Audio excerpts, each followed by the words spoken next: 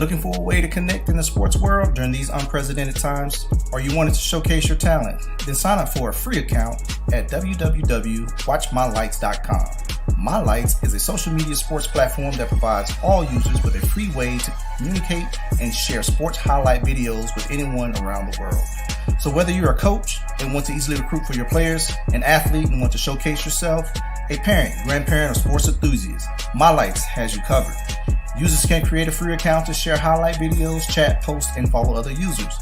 My Lights is the new free social media sports platform the sports world has been waiting for. So go to www.watchmylights.com and get started now.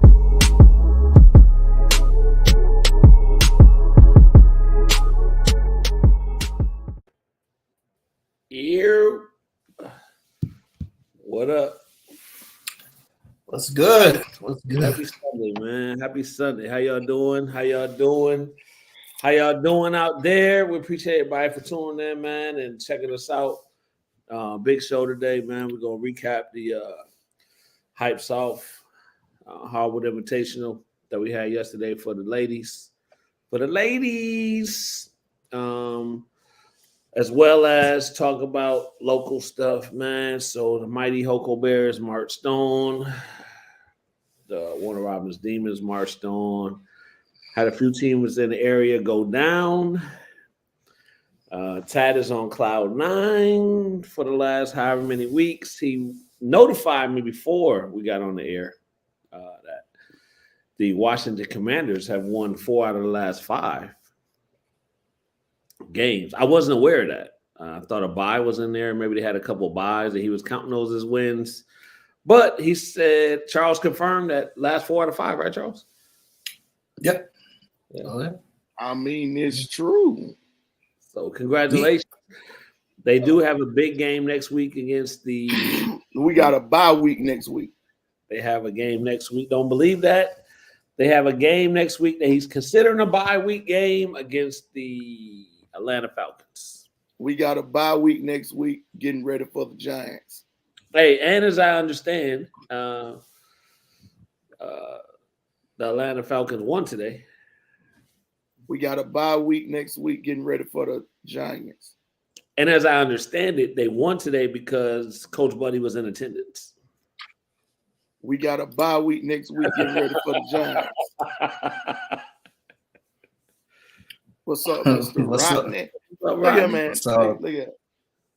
No, so Chad, yeah, hold on, Chad. Let me properly throw this to you, man. We're gonna give you again, like I think we've done before, we'll give you 5 good minutes to go ahead and get it all off your chest.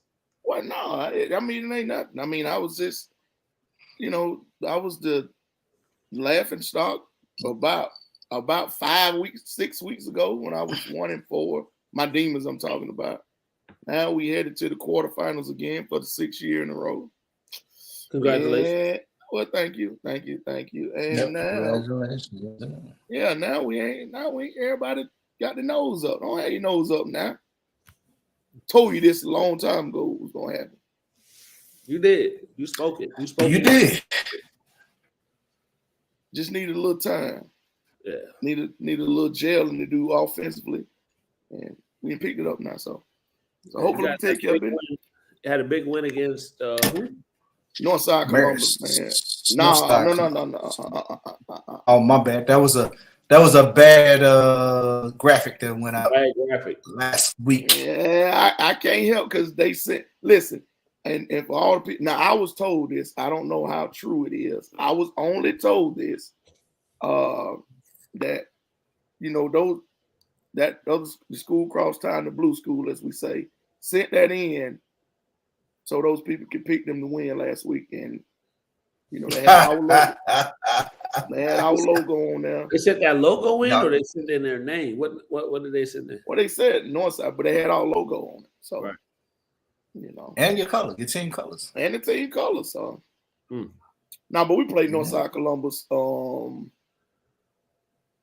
And that was they was 9-1 or 10-1, I think. Yeah, they was 10-1. Tough team down there in Columbus. Yeah. Went down there and played well defensively. Got some things done offensively. Offensive line is playing well. which is a plus. We had some problems with the offensive line early in the season. Had a lot of new guys up there on the offensive line that were new. So coaching them got it done, man. Been working with them week in and week out, and they constantly got better, each week. And I mean, it's been showing. Yeah. Shout out. What round is this? It's third round quarterfinals. Quarterfinals. You got a quarter. 16. Nah, Sweet 16 was last week. Elite Eight. Elite Eight, yeah, Elite Eight. Shout out to Coach Daffrin, man, who took over as OC. Him and LaRon Scott and all the offensive coaches on that side of the ball. They took the reins and it's been, it's been up ever since then. There you go. So shout out to them guys, man, who put in that extra time and got that done, from the receivers coach to the running backs coach, offensive line coaches, and ultimately Coach Westbrook, who has put it all together. So from a 1-4 start to now, I don't know what we are now. But y'all ran off like what, eight in a row to close the season out or something like that? Yeah, it should be about 7 or 8 now. But I mean, the tougher you go, the deeper you go in the playoffs, the tougher it gets. So I mean, better test from the beginning of the season. So hopefully coach gonna put together a good game plan and go up the creek side and hopefully take care of business. Yeah. So would you say teams are still playing is kind of as battle tested and would be considered a good teams and got their things together? Would you say that? You trying to set me up? Still around? If they in the league, you trying to set me? Nah, I'm just asking. I know where you're going with that. But listen, I said last week. I know where you're going with that. You like I did that? Yeah, I like how you did that. But I said last week, Coach Edwards, Coach Chastain, and DC. I keep forgetting his joker name, man. But DC, they battle tested. The last 2 years, like I said, we've been on the road. We had one home game, and the rest of the game's been on the road. And I mean, you guys, it's region play, non-region schedule. You guys. Hoko. Oh yeah, the little Bears. Y'all still little brothers. I don't care what you say. I tell you this, until you get out of this round right here, because I think this might have been the furthest that they. No, I think they went to the semifinals in '94. I want to say. Okay. I want to say Hoko went to the semifinals in '94. We both went to the semifinals in '94. I think it's a move in the right direction. So they were battle tested, ran into Lee County, ran into Thomas County Central. That region play. Got to see some tough region, right? So got to see some different things, and we talked about it. It's like, man, they headed in the right direction. We just didn't know some of the other pieces was going to come together defensively. The offenses always look good, so it sounds like they starting to figure it out at the right time. So they go out to Gainesville. Lee County out, so only one left in the region is Thomas County Central. Yeah, okay. Only one left is us in Thomas County Central. What round did Lee County go out in, Charles? You know, they lost Friday. Oh, this past Sweet 16. Yeah, okay.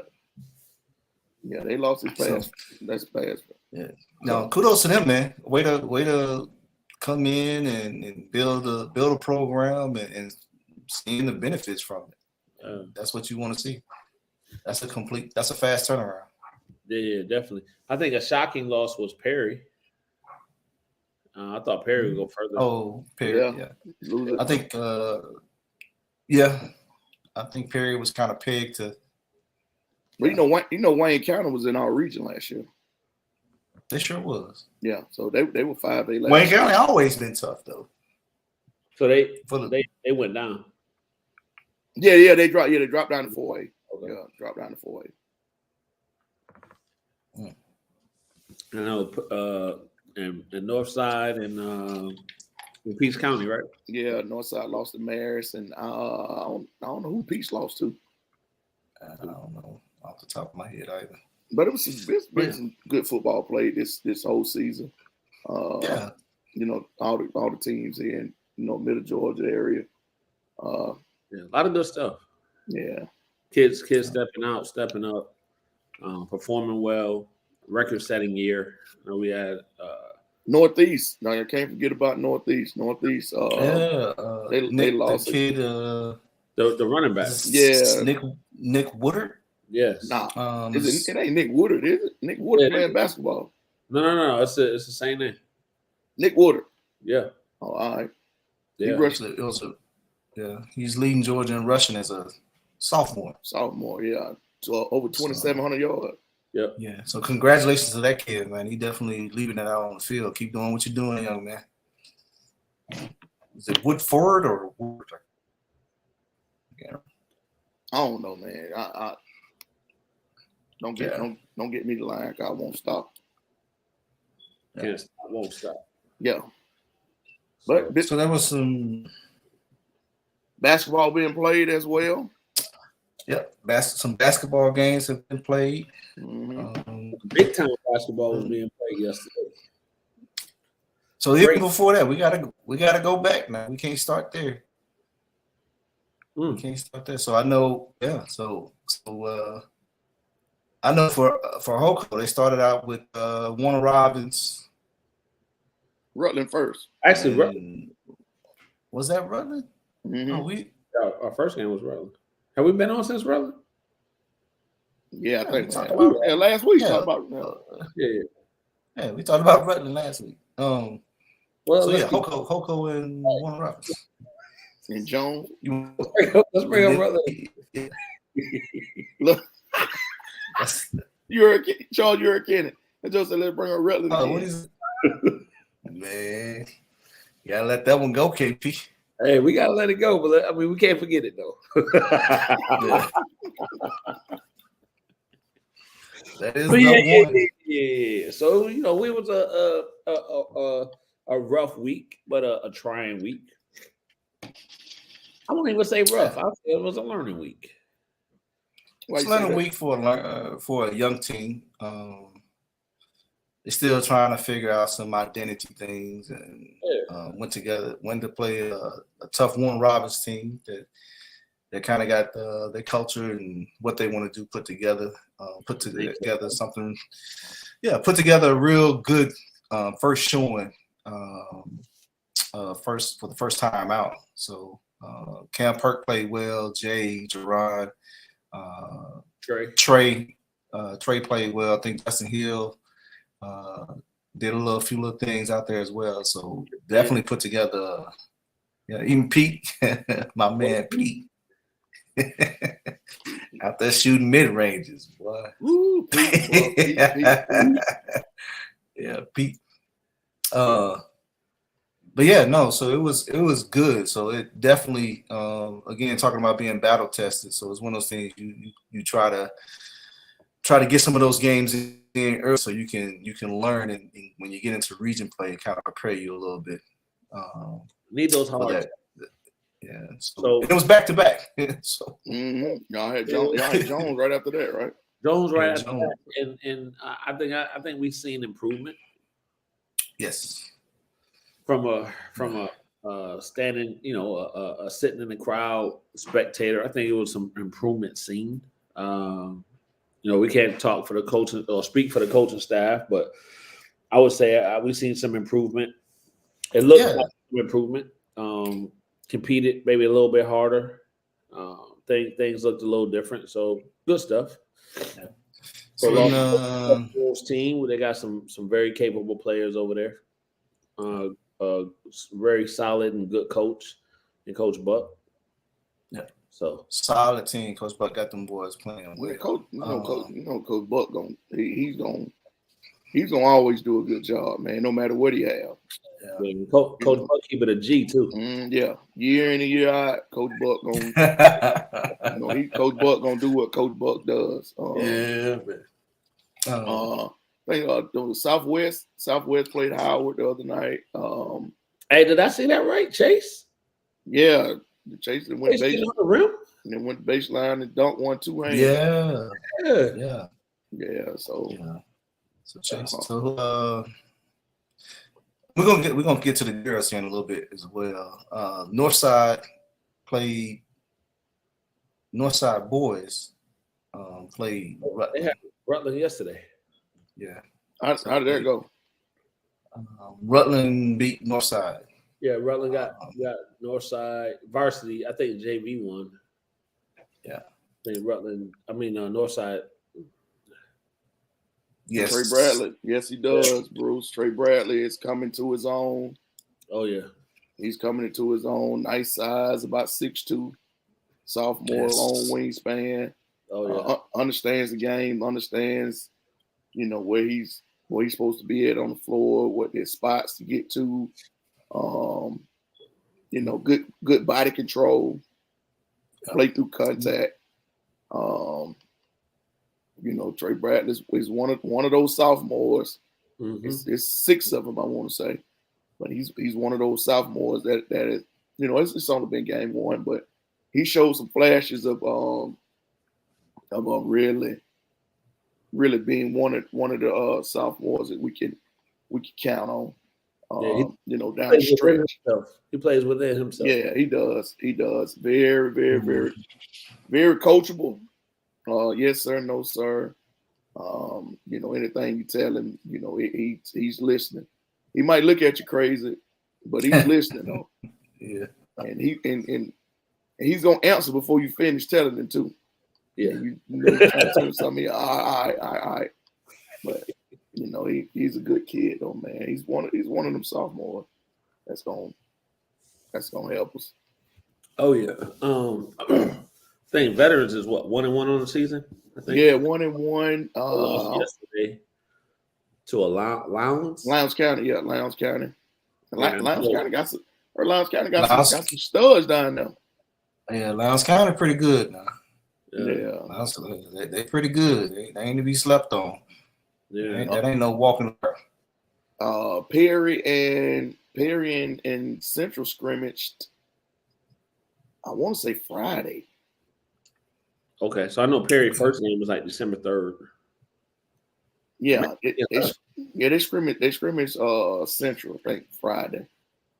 Mayor Person scrimmaged. Oh yeah, West Lawrence, I want to say Friday.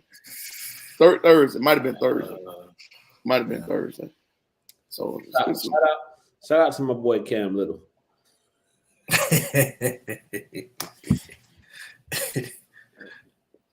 Cam, that dude, man. Cam is that guy. Cam, my man, bro. Cam Little is Mr. Greyhound. That's exactly what he's gonna give you. Greyhound. I heard something yesterday that I couldn't believe. What? I ain't gonna get into it on here, but I was like, really? Charles, you remember that conversation we had with Ray? Yeah, I remember that conversation. Yeah, I'm like, I didn't know that was such a thing. Yeah. So it's getting crazy out here. I will tell you this. It's good stuff, man. So basketball is going in the area.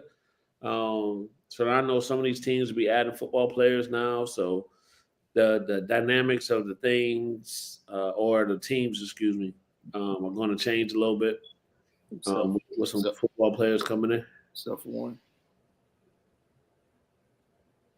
No, 2. Yeah, we ain't got our football players yet either. Oh, I didn't know y'all had football players play basketball. I didn't know. Hold on. I didn't know. So y'all didn't make y'all. Hold on. So y'all. No. Let me say, I don't know if we have football players either. Yeah. Let me go ahead and put that out there right now. I don't know if we got any football players that's coming to join the current team. You better clear that up right now. You better clear it up right now. But there will be an opportunity for football players to try out and join the team, as it will be for all football players that are still playing football in the postseason. Yeah, y'all better clear it up. Let's put this disclaimer out there. Go ahead. Myself and Charles G are only parents of kids that play for Hoco. We have no affiliation other than that. Yep. Y'all better put it out there. We don't even consider ourselves super fans. We're not boosters. We're not anything involved. We're just parents. We're just simple and plain. We're just parents that support our kids and support the school that they go to. That's it. I want to put that out there. If anybody's listening, yeah, ain't listening. don't screen record and try to use this as any type of evidence that. Hey, listen, you can go to minute 2 minutes and 32 seconds, 21 minutes and 27 seconds. Yeah, all right, y'all keep on. So let's transition to some girls basketball that happened before the Hype South invitation. The reason we hold on Hype South, I ain't get peanut nowhere. Nowhere. Well, you got them Demonettes rolling, number 2 in the state. Demonettes look really, really well. Had a big win Wednesday as well. Big win. Yeah, a huge win. Huge. Against Hoco. Yeah. Shout out to Hoco. Shout out to the Demons. Shout out to the schools and county. I'm gonna say this, man, because there was a lot of chatter. Yeah, a lot of chatter out there about Hocos. Yes, they lost very, very badly to a team that went to the Final Four last year. That returned just about everybody. 99% of that team. 99% of that team. Hoco lost 4 starters now. Or 5. Yes. They lost 5 starters. They lost their top 6 kids. Yeah. And that is at least 4 of them are at the next level. Playing right now. Yeah. So, and now they're playing with 3 freshmen who just got out of middle school. So I don't care how much you say develop and all this other stuff. It takes time and experience. So, here's my thing. Here's my thing with that. You got to understand where those conversations are coming from too. Yeah. Because I'm pretty sure these conversations, if so, are coming from the same people that coach as well. And I'm pretty sure it's somewhere out there in the internet world where they've coached, you can pull up their scores as well. And 9 times out of 10, I'm probably going to say some of their scores look almost similar.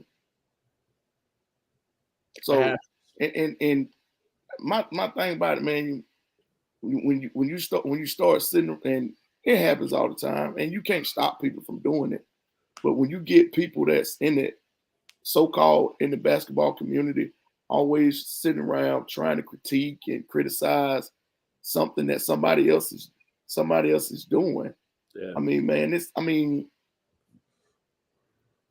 gonna listen? I mean, who's gonna listen to you when you always got something negative to say about what somebody else is doing? Now, who want to sit around you? Yeah, I think it's a fine line, right? So I think everything deserves context, right? So we all can sit back and nitpick whatever we want. You can find the bad in everything, as they say, as well as you can find the good in everything if you want to. It just depends on what angle you're coming from. But at the end of the day, we are still talking about high school kids. We are, like Charles pointed out, we're talking about freshmen, underclassmen that's playing varsity to allow them to get that experience. Yeah, it was an ugly loss. Nobody's going to disagree with you on that. But let's please add context to that. And to put certain things out in the atmosphere and all this type of stuff. And I'll say this, right? So people post the scores, right? And some of the people that post the scores are the same people that's going to post the score if they lost. So let me say this. I'm gonna say this real quick. Go ahead. My bad. Real quick. So I'm not talking to everybody, right? Or this message isn't for everybody, because the same people that posted some of the scores, they were just proud that their team won, and the score was a score, right? It was no malicious intent behind it, and I get it, and I know it, and I understand who those people are. The same way as if Warner Robins would have lost, they still would have posted the score. So I got you. It's everybody else that wants to add their expert opinion as to what should happen and what shouldn't happen. That's where it gets out of pocket. Go ahead. I want this to happen. This a level of playing ground. So for you trainers and parents that post these videos of the kids going through 8-9 dribble combos, coaches, high school coaches, I want you to respond to them dang on, I almost cussed, them dang on videos. They will not be doing that bull crap in the game. That's not developing for my team. So what are you doing? So now the coach, yeah. So the coach so sometimes the coach got to fix the bull crap that's going on in the offseason. Yeah. They got to deprogram you. Yeah.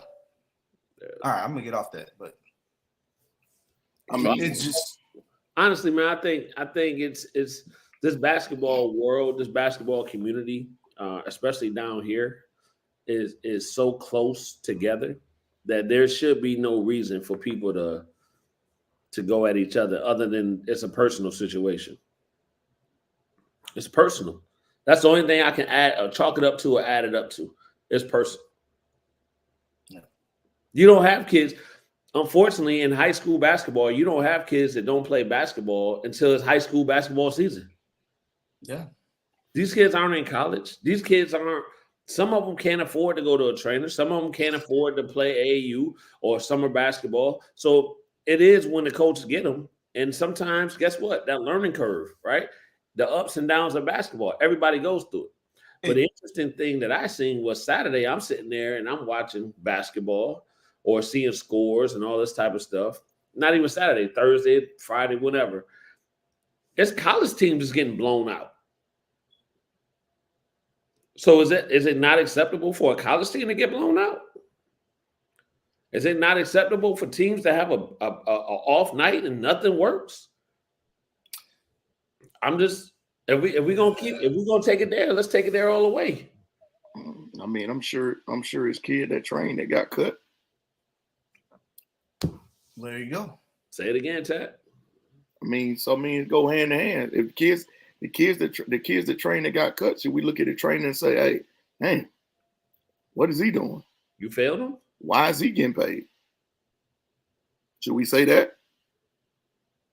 Then don't criticize. You can't criticize and say, oh man, these kids ain't. Nah, don't do that, man. Leave that stuff alone, bro. You in them seats and you're dealing with everything that a high school coach has to deal with, because it's just not basketball. They're still teaching. They still having to deal with administrative stuff. They still having to deal with parents. They still having to deal with everything else that goes along with it. They still having to deal with young men and women that are living life as a teenager who may decide, you know what, today I ain't got it today. And they're playing with what they have. And if what they got, if what's best available is a ninth grader that's just coming to the system, they have to play. Yeah. It is what it is. Your learning curve is shorter than X, Y, and Z over here. Yeah. It is what it is. But anyway, man, we got to guest backstage, man. Hold on. Let's get on this right here with Bruce first. Have y'all ever seen a game where a ninth grade team had 0 fouls called against them with just 3 minutes left to go in the game? I'll tell you, I seen it. You ought to be more aggressive. Simple as that. You ought to be more aggressive. I seen it. Yeah, I seen it. You stop shooting jump shots and go to the basket. I seen it Thursday. Stop shooting jump shots and go to the basket. Yeah. Yeah. No, I agree with you. If you ain't aggressive And no, you ain't gonna get those foul calls because you shooting jump shots, and the other team shooting layups. Who's driving? So let's bring our guests out.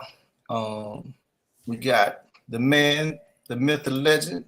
What's up, Kawasi? Hey, what's up, man? Hey, Wasey, I'm just gonna say this. Charles built you up as a guest, man. You ain't no guest on this. Hey, I was like, who backstage? Well, Wasey got his cameos, man. You know what? No, he's a guest today because we're talking about the Invitational. So yes, you are a guest. You're a special guest today. Okay. Hey, man, what up? Whatever y'all want to call me, man. I'm all Chad, what up? Man? What's up, dog? Man, what's going on with you? Man, I don't know it, man. Just trying to hold it in the road, my brother. Yeah. All right. Hey, great event yesterday. Yes. Yep. Great matchups. Yeah, man. Games coming down to the wire. Completing hard on both ends. Yeah. Great coaching. Yeah. All right. Talk about it, man. How'd you forecast these matchups? Man, I was saying it, man, when I was first looking at the teams and when I was trying to set the matchups. I was like, I was going back and forth a little bit. Had one or two teams pull out. I had to replace them a little bit. So just trying to forecast as best as I could from what I know of the teams and the players. And, man, it turned out to be pretty much right. 4 out of the 5 games was very competitive. 3 of them. What's up, Coach? How you doing, man? 3 of the games came down to the final possession, the last 3 games. One game, it was a back and forth game, and Mary Person kind of pulled away at the end and won by 8 or 9, I think. The first game was a little lopsided. Westside got a lot of young kids. They're playing a lot of freshmen and a couple sophomores. I think their most experienced player is a junior. And she was in a little foul trouble, so they were really out there with young girls. But they showed a couple flashes, man. And I think what you saw yesterday won't be what you'll see out of them by the end of the season. As they continue to get those reps, I think that team has potential to be competitive. They got some talent. If I'm not mistaken, was that their first game of the season or first or second game? I think second game, maybe. Okay. Yeah, I think second game. Still early. Yeah. The first one could have been a scrimmage. I'm not sure, but I know they got a little action last week sometime. Okay. But yeah, man, that's a lot of those girls' first time playing against, better competition in that kind of event. So a couple of them played with my daughter last year in the middle school. So I was familiar with a couple of them. So they coming straight from they were just 8th graders a couple months ago and got thrown in that fire like that. So but like I said, the matchups were, man, they were on point, man. And I kind of forecasted that it was gonna be some pretty good games, man. Pretty good turnout too, for us the fans and stuff. Yeah. I think just about all the rest of the games was almost like a come from behind thing, wasn't it? Mm-hmm. At some point, it was either neck and neck. Right. It wasn't nobody won by double digits. Yeah. Oh yeah. Yeah, man. It was good. Yeah. It was good. Playing hard, man. Again, you brought in some teams. We were able to do pre-game interviews with the coaches and kind of seeing what their mentality was and their thought process. And I think the theme across the board was, getting their kids to play hard and understand what even playing in this event even meant. All right. So coming in, everybody was excited to come in and play and wanted to definitely show their best. So again, kudos to you, man, for putting this together like you always do and bringing in that talent, man.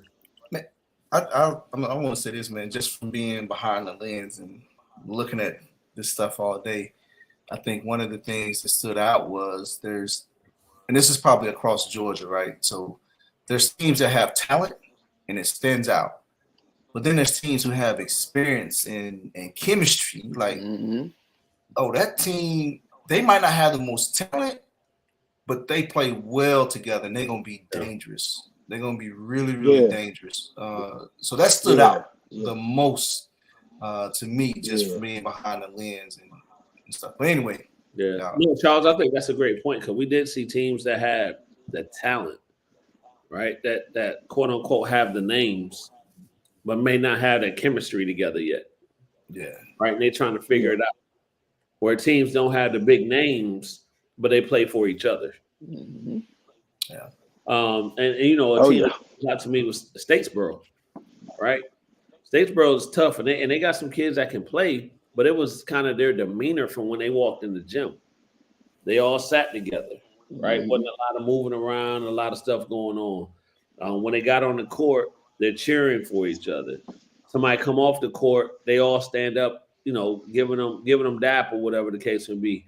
So they were all in tune with the game, and I think that helped them a lot. Even though the Demonettes were able to come back and veterans were able to come back and win that game. Just seeing that camaraderie within the team meant a lot. So yeah, good stuff there. That was pretty much a business trip for them. Yes, and like you say, you can tell by the demeanor, and that's gonna carry them later on in the season. Yes, sir. So did y'all have a favorite game of the day?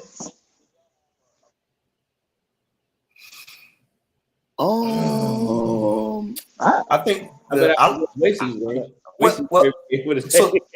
that was two. So it was definitely Jones County and Central. That was yes. I would say that was my favorite game. But seeing the big girls from Baldwin, that game and that game, those three games that stood out to me was that central game, that last game, and then the Baldwin and Warner Robins game. They was competing in all of those games. Hey, I tell you, Mary Persons stood out to me. Mary Persons, I'm telling you, I like Mary Persons group. Yes, they compete hard on both ends. Coach gets the most out of them. Yes. You know, he's getting the most out of those girls, and those girls look good. Lamar County wasn't bad. They look I like Lamar County as well. They were able to jump out and kind of had control of the game early. But like I said, Mary Persons definitely stuck out, and I think that's from definitely seeing some of the young ladies that play on that team in the camps, right, in the Hype South camps, and kind of getting to know them and see their personality, and then to see them actually in that team setting playing, it was like, okay, so they're the same person in camp as they are in playing on the court. Yeah. So for me, man, I kind of, I enjoyed looking at all of them. From even from the first game, because when a team gets down big, I like to, a character comes out. You know what I'm saying? I like to try to see how, are they gonna quit or they gonna give up or what? But they kept fighting. The coach Roberson from Westside, she kept coaching. Coach Adam, Coach Ballard from Lamar County, he kept coaching this girl without necessarily embarrassing the other team, but he just kept coaching them. He was putting some of his younger girls in, and he was continuing to run his game plan, within the flow of the game. And it was a good experience and good reps for both of the young kids on both sides.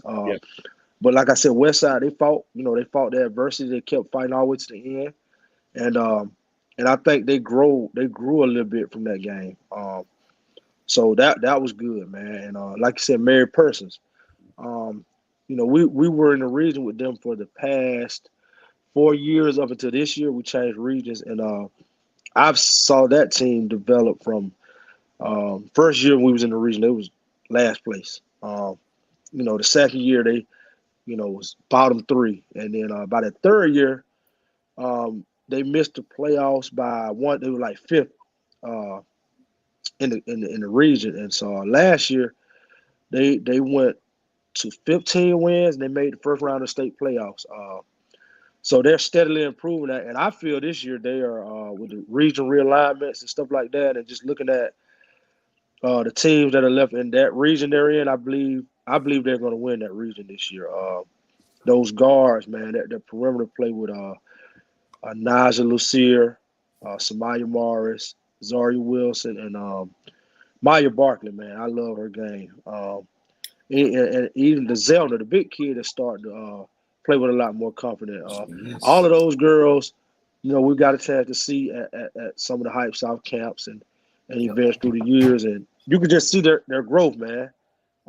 Yes. And I think Coach Mack got a system in play, and they buy it in, and like I said, they all play together during the summer with the Middle Georgia Storm, and you can see those reps coming into play right now. Yeah. They got a good chemistry, and so they will be tough. Yeah, man. They play hard.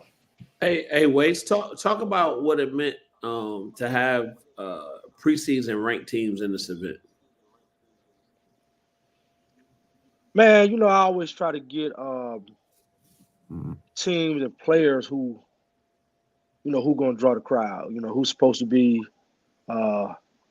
upper tier, and so because you always want to get the fans something to look at, and luckily, man, you can't really tell a lot about preseason stuff because it's just a lot of unknown because ain't nobody played yet. But luckily, man, everybody lived up to what they said. Yeah, and so that was a good thing, and I felt good about it. I enjoy those teams coming from Albany, out of the area to come up and participate. Daugherty, man, they the guard Jatiana Chambers. She was a freshman last year when we played them at the event. And she gave us fits, and she came back again this year. And she was good, but they got a big girl, Buchanan, Jacqueline Buchanan. Yes. I mean, she was working. If Mary Press, they wouldn't have went to that press, they were in trouble. Half court, they were in trouble because they couldn't deal with her. So Daugherty, Statesboro, another team, man. I've been kind of watching them from afar for the last couple of years. Coach Marty does a great job with those girls, man. And like I said, I got a chance to get with him over the summer over at Mercer Camp. I was over there for a couple of days. And, we talked it up. I told him I'd like to have him in, and he got back with me. He said he'd come down, and the big girl, man, State, Alyssa State, man, she's rugged, man. And Mercer offered her. They were there. They were in the building there watching her and a couple more girls. So, but yeah, her, Shari Washington and Rhea Johnson. Like, Statesboro is a team you're not going to want to see in the playoffs. You're not going to want to see that team. No. It's very disciplined. I think they're a top 10 team. And as the season goes, you're going to have to watch out for them, man. And I just know, with that big girl, that size, and those guards, if it falls right, you don't want to play them, man. Yeah. You don't want to play them. They 5A as well, and that's the first region that we play in the state playoff, that Statesboro region. Okay. They're going to be – Okay. Yeah.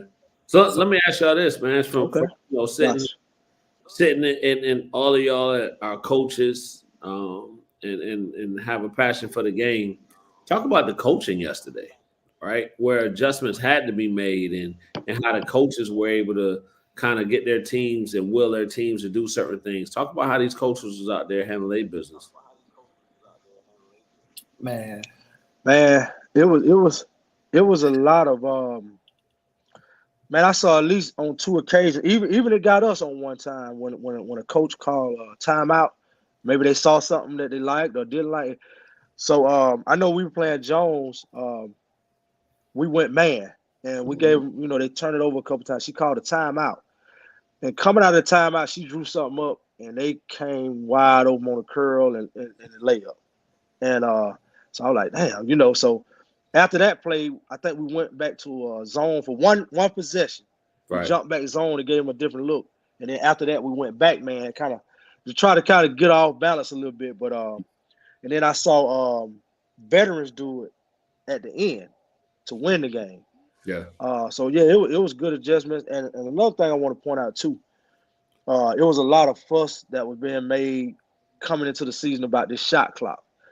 I don't think I saw but one violation the whole day. Right. And that was in the first game. Yeah. So coaches are coaching, adjusting up under that. And like I said, it's basketball. So I didn't really think it would be a big issue. And yesterday kind of proved that. And I think when you guys interviewed Coach Ali from Daugherty in pregame, she said that.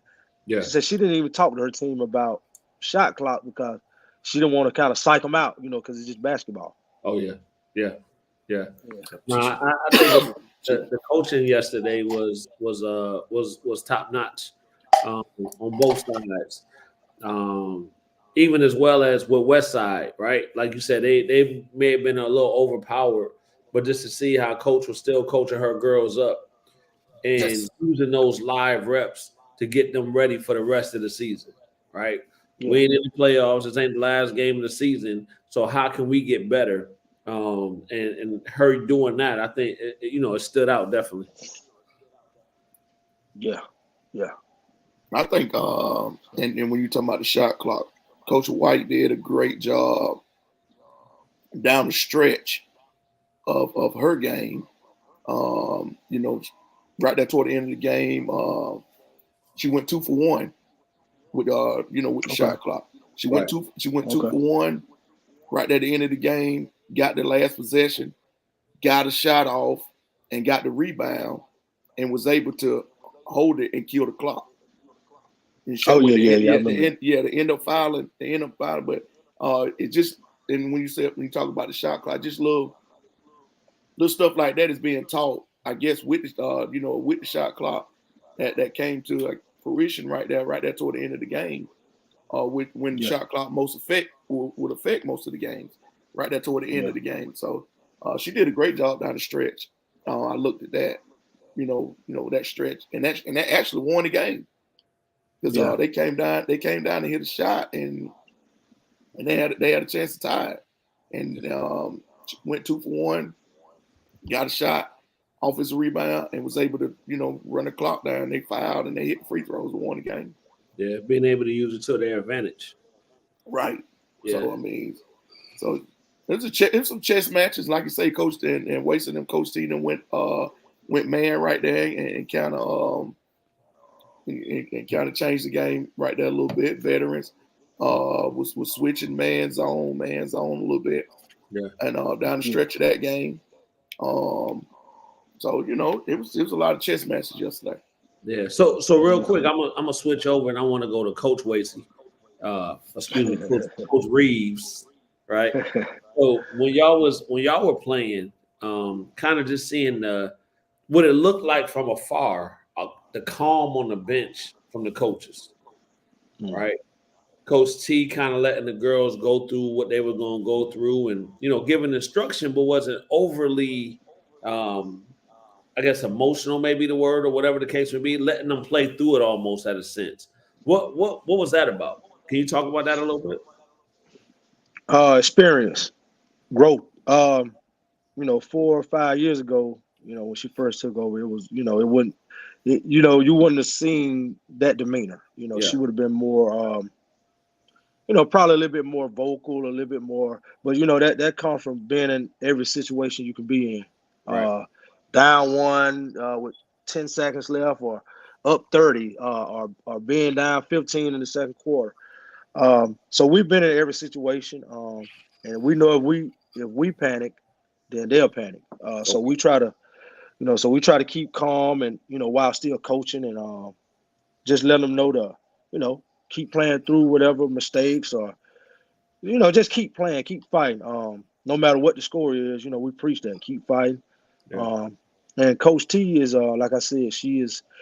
I mean, every year you can see her growing. She's getting better and better as a coach. Like one time, I was conscious of the score, but she told the girls in the locker room she didn't even know what the score was because she was just that was the first game, and she was trying to see, what combination. We got new girls and new spots that, I ain't used to taking the ball out. Or, she was a post player last year. Now we got at the top, stuff like that. Just trying to make in game. That was our first action. Jones County, I think, played 3, maybe 4 games. I'm not sure. So I thought with the first half kind of being a little jittery, I thought they settled down in the second half, and we kind of got to what we do, and we was able to come away, and pull out the victory. So, but that's what that's about. Always stand calm, man, and remember when the end goal. Yeah. No, man. Like I said, I was sitting over there kind of watching it and kind of knowing the hype that's around your team specifically, right? The kind of how they came out and they was ready, kind of, fell down, got behind a little bit, but just watching you all as a coaching staff and your demeanor, I thought it kind of stood out to me, right? Just because you guys were kind of letting them play and letting them go through giving instruction. And when y'all had to turn up, y'all turned up. Yeah, man. So, I'm proud of them. I was proud of them. They showed a lot of perseverance, man, and they just kept fighting. Just kept fighting. Yeah. I stood out with that as well. I'm sorry, Charles, just real quick. And this is for a lot of the teams, it's just the communication, right? Between all the girls on all the teams. Okay, Charles, give me one more second.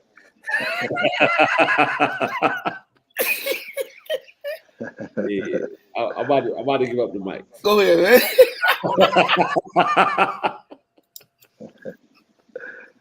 Just how they communicated with each other, right? Just out there and motivating each other and able to the camaraderie. You can see the camaraderie amongst the girls throughout the teams that they have a relationship with each other because they can get on each other or they can talk to each other and say, "Hey, come on, go get that rebound." I think somebody got the ball. It was like, go to work on her. And I was like, okay. Yeah. So that was, that's always a good thing. Charles, go ahead, Charles. No, I was just gonna say, man, some girls that stood out, Jones County. I think the girl name is Marius Bradley, the little guard number 4. Ridgeway. There you go. Ridgeway. Yeah, she gonna be held down the road, man. Her and number 1, Betha. Yep. I can't remember her first name. I think it's Betha. Yeah. The last name. Listen, man. Shakaya. Yes. Is it Shakaya Betha? I think she's a junior. I know she's a junior. I remember seeing her at one of your events last time, so I was like, oh yeah. But yeah, those two gonna be. Yeah. I'm sorry, my bad. Go ahead, bro. Go ahead. Go ahead. I'm sorry, man. No. Charles, it's your Wi-Fi. Waste today, Charles. Hey, man, I'm at the dungeon. Baby. Nah, man, but yeah, you're right. Ridgeway, I'm gonna be honest with you, man. I don't remember her, but she very athletic, good elevation on the mid range. She guards you hard, kind of physical. The big girl, Shania Bryant. Rebounds, kind of rugged. Yeah, man. But I'm gonna tell you what I like. I noticed what Coach Harris did down there. A couple of those young girls. Aubrey Norris, who's a freshman, she threw out there when the game was tight, and she was given her 2 or 3 minutes getting in and out. I only saw one mistake she made, but I'm telling you, those kind of reps early gonna be valuable down the stretch. And she started Maya Anderson, who's a sophomore, played a lot. I've seen these kids, man, since they were 6th, 7th grade, and to see them out there in that action, man, it kind of made me smile, and I know exactly from a coaching standpoint what she's doing. Yeah. So that right there is going to pay dividends down, later on. So kudos to her for that. I saw that. I noticed that. Wait. So I want you to kind of talk about that a little bit, right? Just that point that you just brought up. Maybe two or 3 minutes and pull them out the game or whatever the case may be. But understand that, right? Just in the sense of she comes, she make a mistake or whatever the case may be, but how valuable that is to get somebody, a youngin in there to get those reps, to kind of feel it and experience. But ultimately, the long goal is to help them develop. Right, and that's exactly what it is. It's not about her going in and getting 20 points or her going in and it's just about her going in and getting that experience and whatever she does in that time or he or whoever, right, it's a plus. But you ultimately trying to develop them and give them baby steps until mold them in what you see their potential is. And for a freshman to be out there in that kind of atmosphere, that tells you everything about the potential and what the coach thinks about them. Sophomores as well, because that team, they loaded with some pretty good upperclassmen, and right, for them to be on the floor, man, I thought that was big. Yeah. And the reason I wanted you to kind of emphasize that is because I think sometimes people get caught up in the minutes and all of those things, and that's not necessarily it, right? It's still the opportunity to go out there and experience, but the ultimate goal is to win. But let me go ahead and let you get some of this experience so you can kind of store it and to help you become a better player moving forward. Right. That's because the parents ain't bought into the program. They just worried about little Johnny or little Sarah. Yeah. We see. I'm just saying. I mean, you got to be bought. I mean, and they got to understand that they got to understand the coaching aspect of what you're trying to do for the long haul. Oh boy. Right. man, I did but y'all crazy. Listen, man. Charles, see, hey, hold on.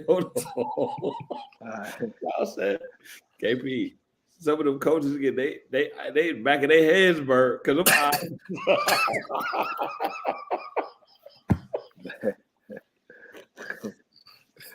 I'm y'all crazy. What you been say, Wes? Nah, listen, man. So I was thinking about it. So Warner Robins and Baldwin, that probably was my favorite game. Yeah.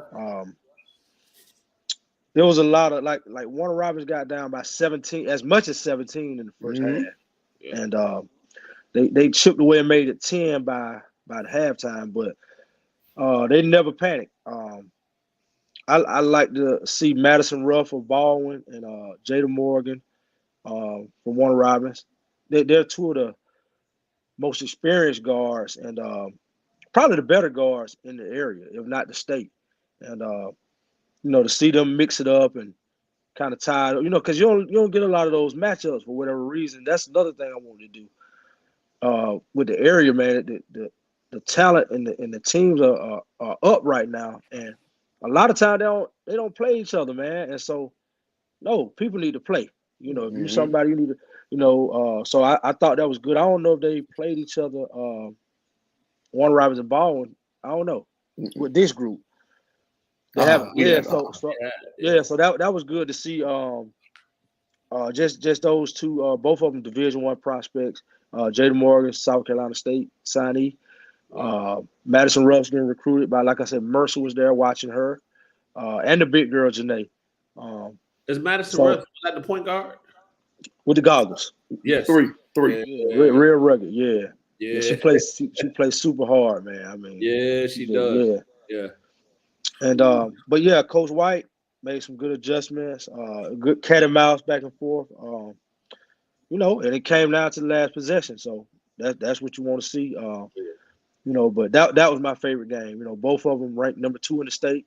Warner Robins in 5A, Baldwin in 4A. So that was a good clash early to see where they at. Yeah. And, now I tell you, it was one. What game was it? Was it the last game when the referees intentional foul? That was Warner Robins game. That was Warner Robins. That was Warner Robins. Robins game. Yeah, I wish that flagrant foul wasn't called in that game, or that intentional foul. Not it was late. Yeah, not at Yeah, that it was point. late. At that point in the game. Yeah, it was kind of iffy right there. Like you said, based on the timing, and then it wasn't, to me, it wasn't malicious or nothing like that. Right. Right. It was we down, whatever happened, so we got a foul. You know they're going for the foul. That I didn't. Right. Yeah, they did not. Nobody fell. Nobody was knocked down the ground or none of that type of stuff. Right. Yeah. But you know, shout out to the referees. Man, I want to talk a little bit about veterans, man. You know, we kind of hit them a little bit. You know, they got a lot of new faces, super talented team, and to me, they were way more deeper than I thought they'd be. They can go 8-9 deep, and actually, some of the girls that came off the bench really helped them win the game. Gabby Minus, you know, like I said, I've always been high on her with her high ceiling freshman. But yesterday she looked like a freshman. I don't know if that was game planning by Statesboro or what, but they were able to kind of hold her in check. But her sister, Junior, who's been there a couple years, she was, you know, had 8 big points, played hell of a defense. Yeah, very poised. Zakiria Wolfall, another, I think she's a senior. Yeah, and you can see the experience take over. Kaylee Bright, junior guard, came off the bench, hit 3 or 4 threes. So it was a lot of the more experienced girls that showed up. Destin was, you know, she's new, so you can kind of see her, you know, she's trying to find a way of her fit on the team. She came through big. Yeah, she came through big at the end with the layup with about 7-8 seconds left to win it. Wait, I'm gonna say this, man. Destin, I think Destin about to put some people on notice from what I've seen. Mm-hmm. She looked different. She getting to her spot a little too easy. Some things didn't fall, but from what I seen from the video, she's gonna be dangerous this year. Right. Yeah. They. Yeah. Go ahead. They loaded, man. They loaded, and like Tat was saying earlier, it's just chemistry, man. And even now they still trying to figure each other out, figure some things out. They still 2-0, 2-0, 3-0, something like that. So that tells you already, like, hey, they found a way to win, and they ain't even all the way together. Yeah. So I think Coach leaned on his upperclassmen yesterday when they got in a tough spot to finish the game. He did. The upperclassmen stepped up. They did. And I would say, you know, that's a testament to them for understanding that, yeah, you got these underclassmen that's coming in that may have a name and all of these things, but at the end of the day, they came in and did what they were supposed to do with the experience side of things. Right. So, yeah. And Rihanna Bird transferred in from Tatnall. She coming from the private school. Now, this is just a personal opinion of mine. And this in the area, local private school, not private school as a whole, but in Macon. I think the competition level is a little slow, a little down. She's a junior. She was over there for 2 years. And she's 6'1", 6'2", almost 6'2". Right. And I always thought her ceiling was high.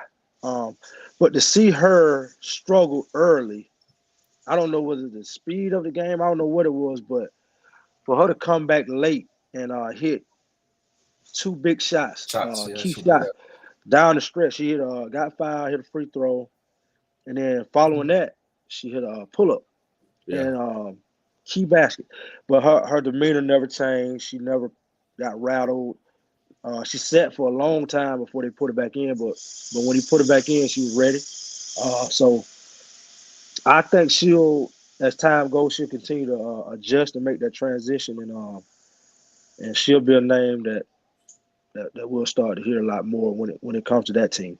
Yeah, I think talking to the coaches pregame, man, and again, this is a testament to what you put together for this for this classic invitational.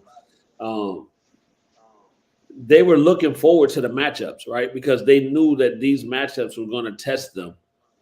and being able to propel them for their season, for the rest of their season, or what adjustments and things they needed to see. So they were looking forward to the challenges that they were going to face for that reason.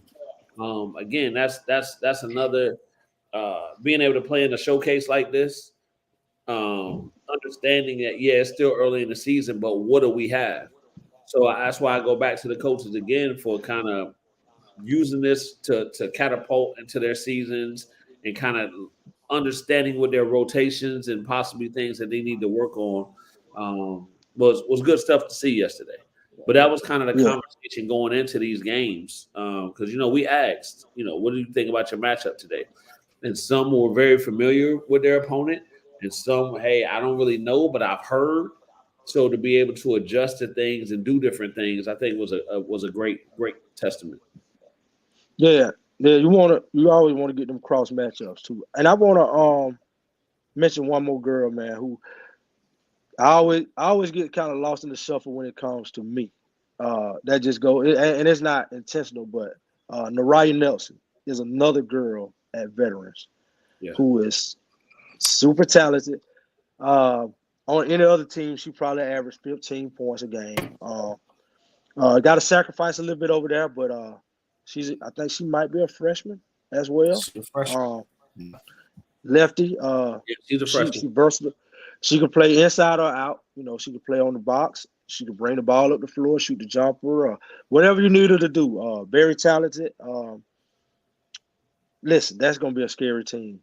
That's gonna be a scary team, and man, we got them Tuesday, and we're gonna play them, and we're gonna, man, and like I said, we played them ball. I'm just glad, like I said, teams are playing each other, local, the best are playing the best, and that's what it's supposed to be. I was telling Coach Harnett, the good thing about it is most of these teams are in different classifications. You got veterans who's 6A. Warner Robins 5A, Baldwin 4A, us 2A. You even got Jones, like I said, they 5A as well, Northeast 2A. But it's an opportunity there for several state championships to be brought back to the area. Definitely. And that's what I want to see. Yeah. That's what I want to see. I want to see multiple teams bring some hard. Yeah. Speaking of that, what did you learn about the teams yesterday that you may not have known? And just from watching, actually physically being able to watch them play and compete yesterday, what did you walk away with these teams? I was based on from past years to this year, I can see the growth and the development. I was impressed with just individual, some individual players, their progression in their games. And like Tat said, man, like y'all was saying earlier, coaching. Coaching has got a lot better, man. So those two aspects really, really, really jumped out, man. And it was every game, every single game. You can see a player do something like, damn, she been working. Coach would call a play, and you be like, okay. So those two aspects there. Yeah. Tat, from you being a coach at the varsity level, what kind of stood out to you yesterday? Just as an overall. Like I say, the quality of play, from the I often say kids, from the girls, the quality of coaches. I mean that just jumps out because those kids they getting the most out of those kids out of all those teams, right? That played. And like you said, you got that young group at Westside. She didn't sit down, and when the game got out of hand, she didn't sit down one bit. She coached. Yeah. And like you said, that team is going to be different come February and March when it get time to reach the tournament time. That team's going to be different. Yeah. And like you said, man, just the coaching, the chess matches, the usage of the shot clock, like you said. Just talking about Coach T not even paying attention to the score, just coaching the girls. Don't know whether she's up or down. Right. And I mean, just coaching off the field of the game. You don't see that. You haven't seen that in a lot of years in the past. you know, with especially with girls basketball. Right. So man, kudos to those coaches, man. All of those coaches, coaching their girls, man. They're getting the best out of them, and it's just like I say, man. The girls basketball in development is I would say it's on the up and up, and it can go higher. And I think it's some young kids that are middle school girls wide that are coming along. That's going to continue to carry this thing forward for them. So it's going to be a sight to see, man, in the next couple of years. Oh yeah. Yeah. Charles, And Lens, what'd you see? No, man, I think I kind of hit on it earlier. I think the biggest thing that stood out to me was the experience, an experienced team, and how well that team is playing so early, right? That stands out to me because I know a team that's you take the Statesboro, you take Central, the Demonettes, Mary Persons, all those teams, pretty much everybody. Those teams are playing so disciplined early and that's going to go a long way down the road. And some of them had, those last 3 games kept poise, came back from deficits early in the season. So that's saying a lot, man, because this early in the game, I don't know many teams that can come back from a 15, 17-point deficit, probably even a 12-point deficit this early. So that tells you that the coaches are in tune with what's going on. The kids have bought in early in the process. So that's kind of what I gathered and stood out to me. That's experience. Yeah, experience. That's what experience, because a team full of youth get down 17. You know, they ain't never been in that. They ain't never been in that situation on the varsity level. So right, it was gonna be hard for them to turn it around and play that hard. Being down because they don't believe yet. Right. So not only that, it's the coach managing the clock, managing fouls, managing. So that's a piece of it too, right? So it just speaks volumes to where that team is and where that coach is with those teams. So and I know some people will say, "Oh, well, it ain't but one game," but that one game says a lot. It does. So when your team when you sit there and you see a team perform the way these girls teams performed yesterday. Right. I mean, these teams look in mid-season form right now. Even so, let me back up. Even Mary Persons was down. So you got to even throw them in there. It was down 11, 12 points. Right. And coach made adjustments and made a run. So whether you believe it or not, that stuff comes from practice. Correct. And I know people always, parents don't go to practice and fans don't go to practice and they just see the finished product when you get out there on the floor. But a bunch of this stuff starts in practice. Yeah. Preparation. Well, and they believe in the system, right? I didn't see players trying to play hero ball. Oh, we down 15. I gotta score. Right. No, they trusted their teammates. Yeah. Right. That's a big part of it. Trusting your teammates, trusting what your coaches is trusting the instructions that your coaches are giving you. Yeah. Everybody ain't there yet. Every team isn't there yet. So, like I said, that goes a long way. Yeah, definitely. Yeah, man. And listen, man.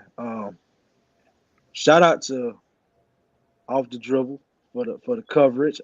Jade, Miley, Gary. Who am I missing, man? Cubby Lee. Listen, man. Without that documentation, man. I tried to fix it, man. It didn't work. I tried to fix it. Hey, wait. You glad it's not you, huh? I told you, I'm all that now. Hey, listen, I got me a what do you call it, a 14 or something like that. I don't even know. Pretty good now, man. I'm out the dungeon, baby. Yeah, man. But like I said, man, without that documentation, man, photography, the videos, man, Charles, you getting pretty good with that with that cameraman with the edits and stuff like that. So we're gonna have all kind of coverage coming. Still Really working, baby. probably throughout the week, all the way up into the boys event.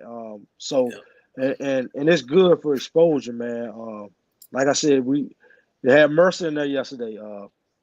So I would like to see that number go up for as college coaches in attendance. Yes. And I think as long as we continue to put it out there and have quality teams and players involved, I think we'll see that happen. And so part of that is coverage, visibility, and thanks to y'all, man.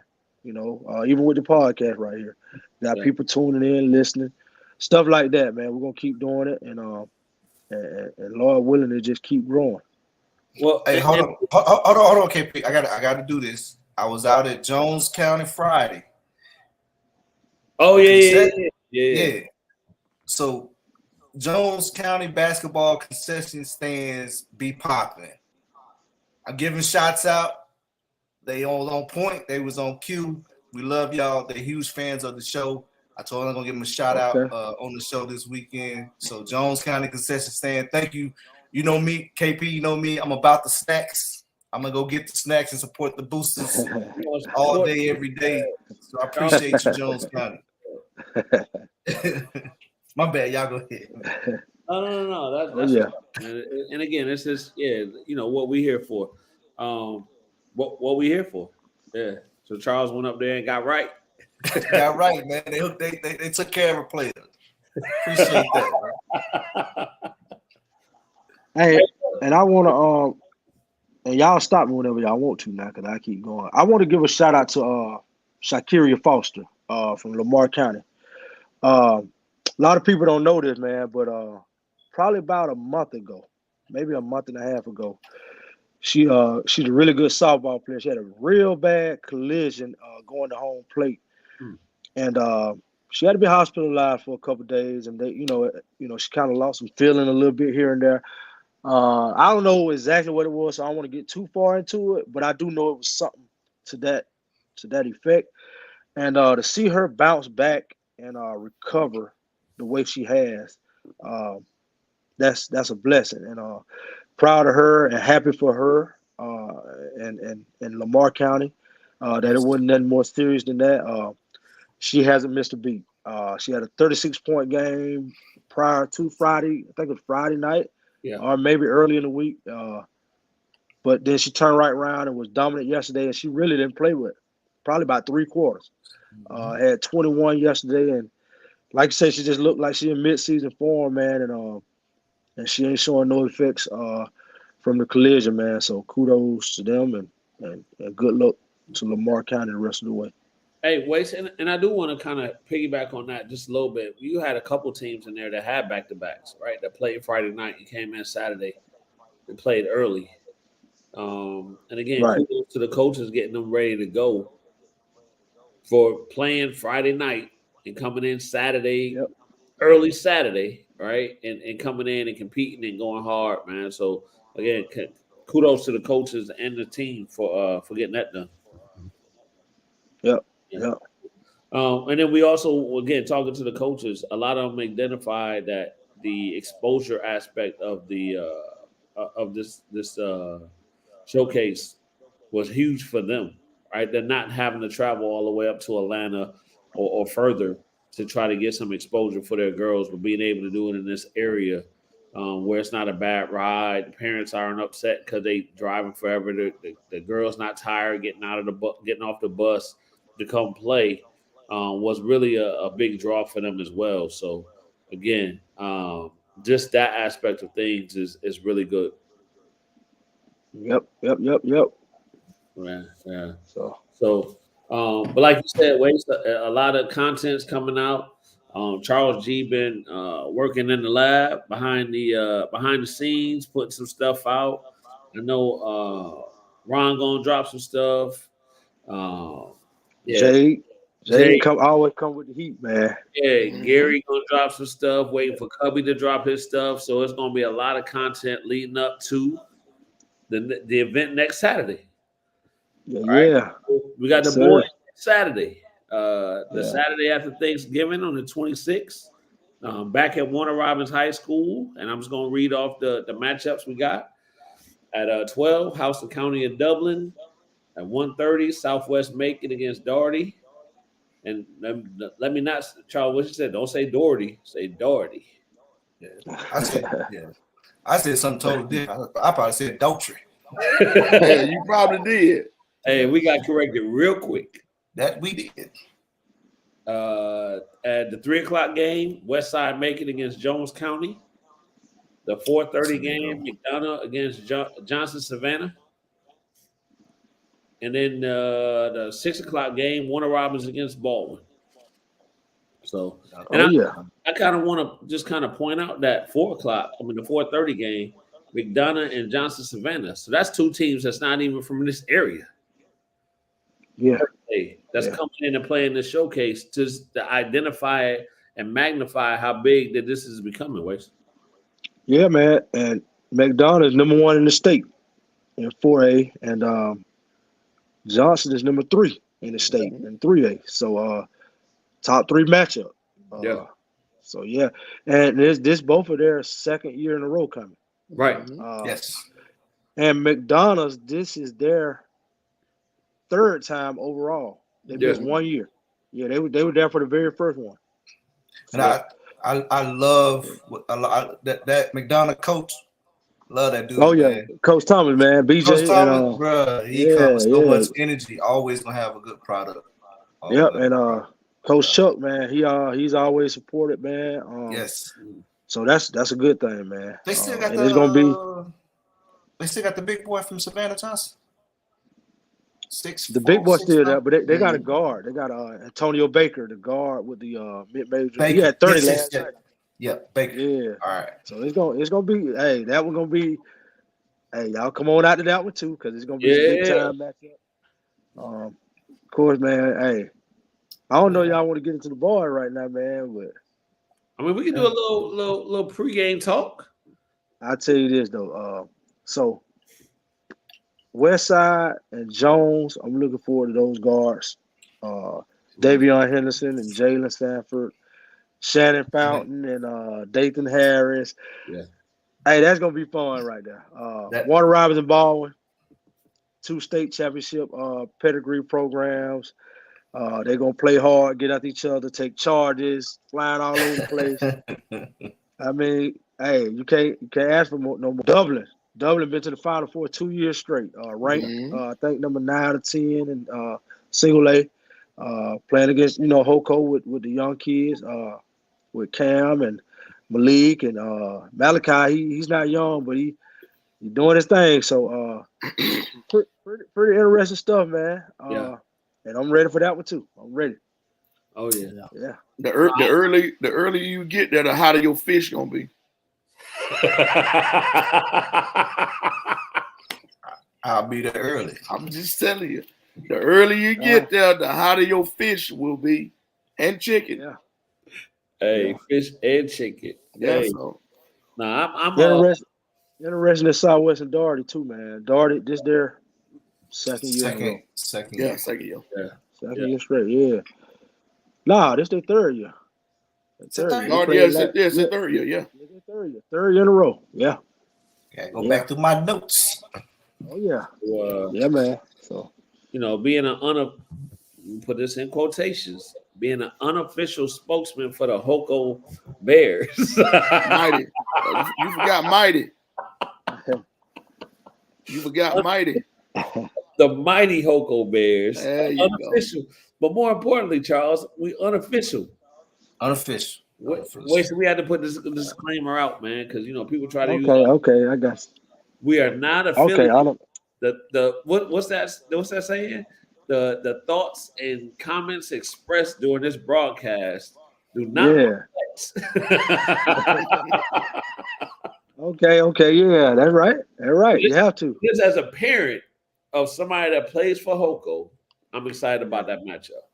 I'm excited that they have an opportunity to play in this event, just because I know what the event means, and then to play against a quality team I'm excited against that or for that, and to be able to sit there and eat my hot fish. Hey, I got to say this, man. Coach Ben Smith got some swag behind him, man. Oh yeah. I seen this video with the suits. Hey man, I appreciate what you're doing down there, Coach. I like it, man.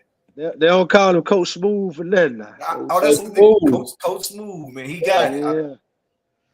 Yeah. Okay. Yeah. So I appreciate that. Yeah. So just from that aspect, excited about that matchup. Excited for the opportunity. Oh yeah. Yeah. Hey man, but on this note right here, man, Kenny, man, look, man, I've been looking at some of these clips Charles been sending, man. I think you got some sideline reporting in your future, bro. Man, you look pretty comfortable right now asking a question with the mic, and you going back and forth. Yeah, man. Hey, Coach T took the mic though. Yes, she did.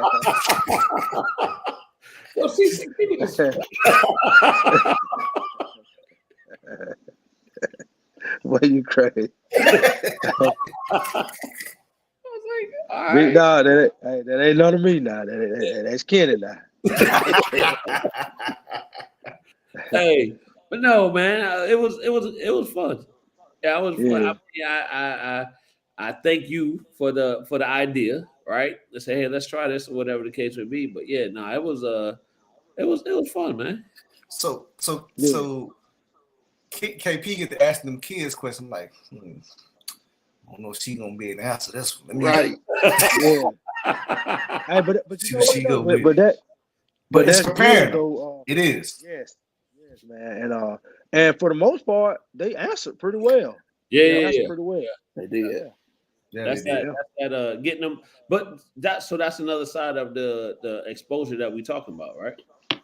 That's the side of not only the basketball aspect of it, but if we're preparing them and hope to help to prepare them to get to the next level, those type of things are going to come into play. So kind of getting familiar and getting their face out there and being familiar, talking behind that camera. That's some good stuff right there. It really PR training. PR training, man. Yeah. So I don't know if you noticed or not, but I got more comfortable as the interviews went along. I saw you, baby. I'm checking you out. Oh yeah, that's good, man. I like you though, man. The way, like I said again, how you edited and had the highlights kind of playing it, man. Mm-hmm. That's a lot different, man. That's good. Good stuff. Yeah. Well, we told them from the first year we was gonna keep getting bigger, stronger, faster. So that's the plan, baby. Yeah, but we got a special interview that's gonna drop here soon too. Oh yeah, we thought it was waste. Hey, I couldn't run this time. Just a motherfucker.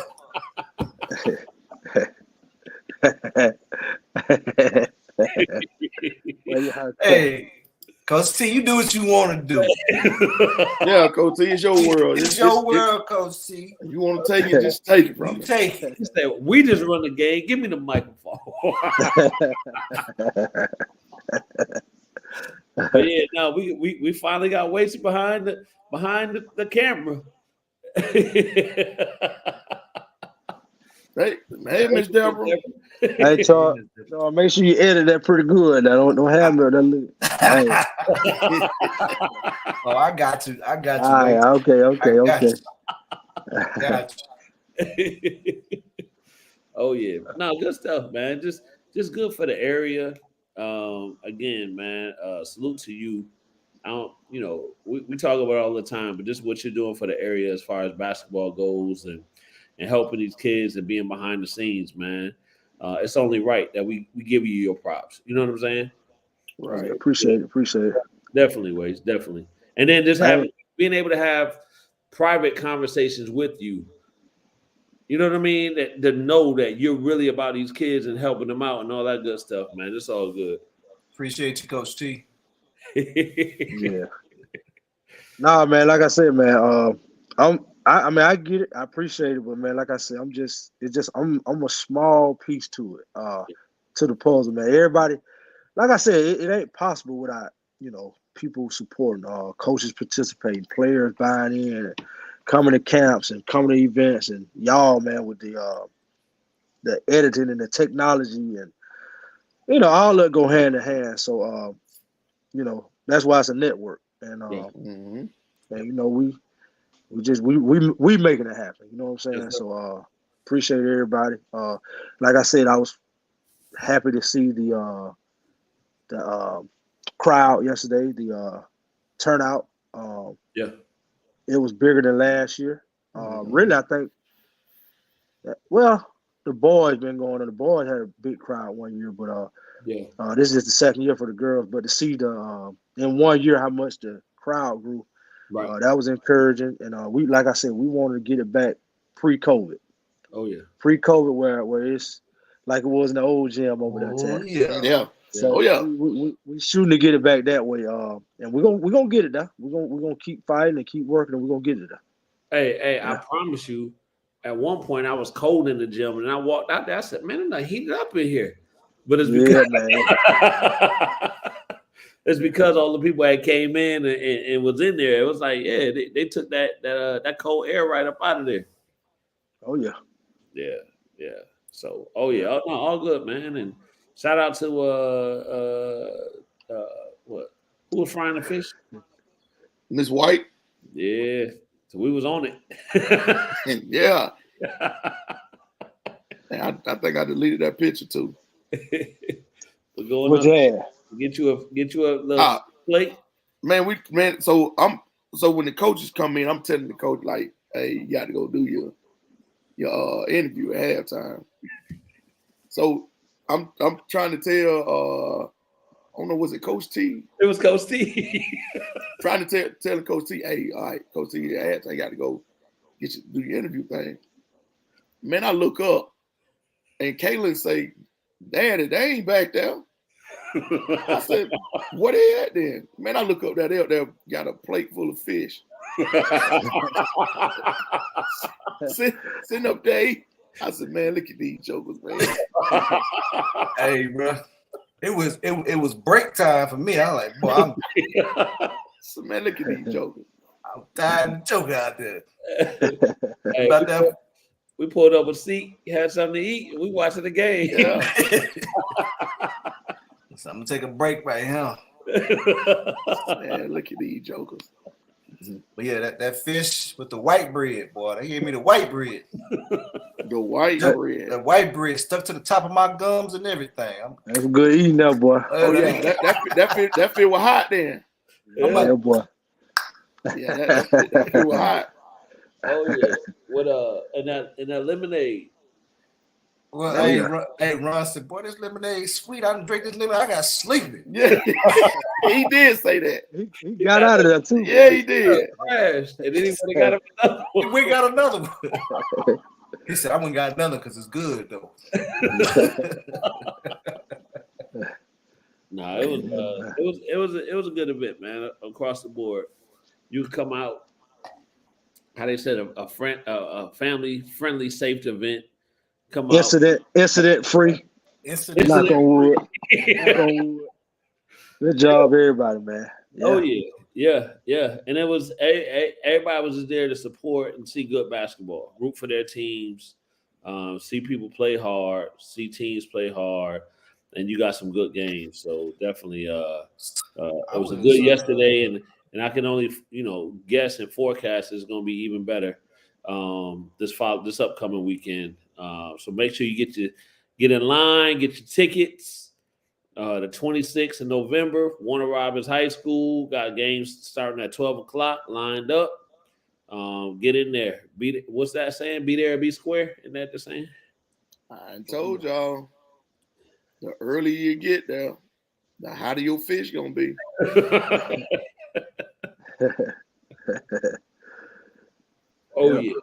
Oh yeah. Wait, any surprises for this weekend? Any surprises or any predictions? No, I ain't gonna do predictions. All I ain't gonna do predictions. I don't get in no trouble. But I I think everybody evenly matched again. Yeah. I know a couple of behind the scenes a little bit they got a little something to come in to try to prove that. So I'm gonna be interested to sit back. I'm gonna give it a little popcorn and I'm gonna watch it. And we're gonna see what. But yeah, man, I think good matchups. The same that was said about the girls, I think you're gonna be able to say the same as far as the players and the coaching. So we'll see, man. You got I think 6 out of 10 that are ranked in the state top 10 teams. Dublin, Johnson, McDonough, Dory, Westside. That's 5. And Baldwin. I don't know about Jones. I think Jones may have. I don't know. But I know Baldwin. Yeah, I know Jones girls was. Okay. So I know those 6 were ranked. And as usual, man, there's gonna be some that should be ranked that ain't ranked and kind of have to prove themselves a little bit. But I think we got 1 or 2, right down the outside looking in, man, that could be ranked within the next week or 2. I don't know. Hey, that's my guy, man. That's my guy. Sandy. I don't know. Yeah. I think he dropped the list earlier today, didn't he? Yeah, I saw it, but I went to sleep earlier, then I was trying to get content out. So I'm gonna go put my eyes on it a little bit in a minute. You got Jones County in number 6. 5A. Oh, the number, okay. That's the girls, though, right? Nah, that's the boy. Oh, that's the boy. Yeah. Okay. Boy. Jones County is 6. 5A. McDonough is 1. In 4A. Baldwin is 4 in 4A. Westside is 7. In 4A. Johnson Savannah is 2 in AAA. Oh, there is. Doherty is 8 in AAA. 7 ranked. I think that's it. 7 out of 10. Right, top 10. Oh, no. Dublin is ranked number 10 in single A. Okay. 7 out of 10. So it gets you an opportunity to again, I'm putting back on my Hoko hat. It gives us an opportunity to test ourselves. Yeah, so that's us, Hoko, and Southwest, right? Okay, yeah. 7. So 7, 7. Okay. Yeah, 7, yeah. Yeah, it gives us an opportunity to see where we at. So good. I like it. Yeah, man. So it's nothing like having top 10 teams in your showcase and in here in Middle Georgia anyway. As they say, only that's supposed to happen up 75. Right. As they used to say back in my day, lace up, my boy. Lace them up. Is that up. Charles? Bruce say Sandy was supposed to be on with the boys. I don't know where I had to call him. No, he was. We didn't go there. We didn't go. Yeah, we didn't go on. That was our following weekend after we dropped the girls. We'll get him on. I think y'all have a tournament, I think. Bruce don't. Yeah, we were. Yeah, I was at a tournament. Yeah. And was Charles out of town? I think Charles was out of town too. Yeah. Might have been out of town. Yeah. So, yeah. We're gonna get him on. So that that went on Sandy, Bruce. Yeah, that went on. That went on Sandy. That's on us. Our bad, Bruce. Golly. Bruce ain't playing. Bruce said, I want Sandy on here. Sandy might come on after this tournament. Might change some things. After this, Sandy had a showcase yesterday, man. Yeah, he did. He sure did. Yeah, I think he had girls and boys about 6 games.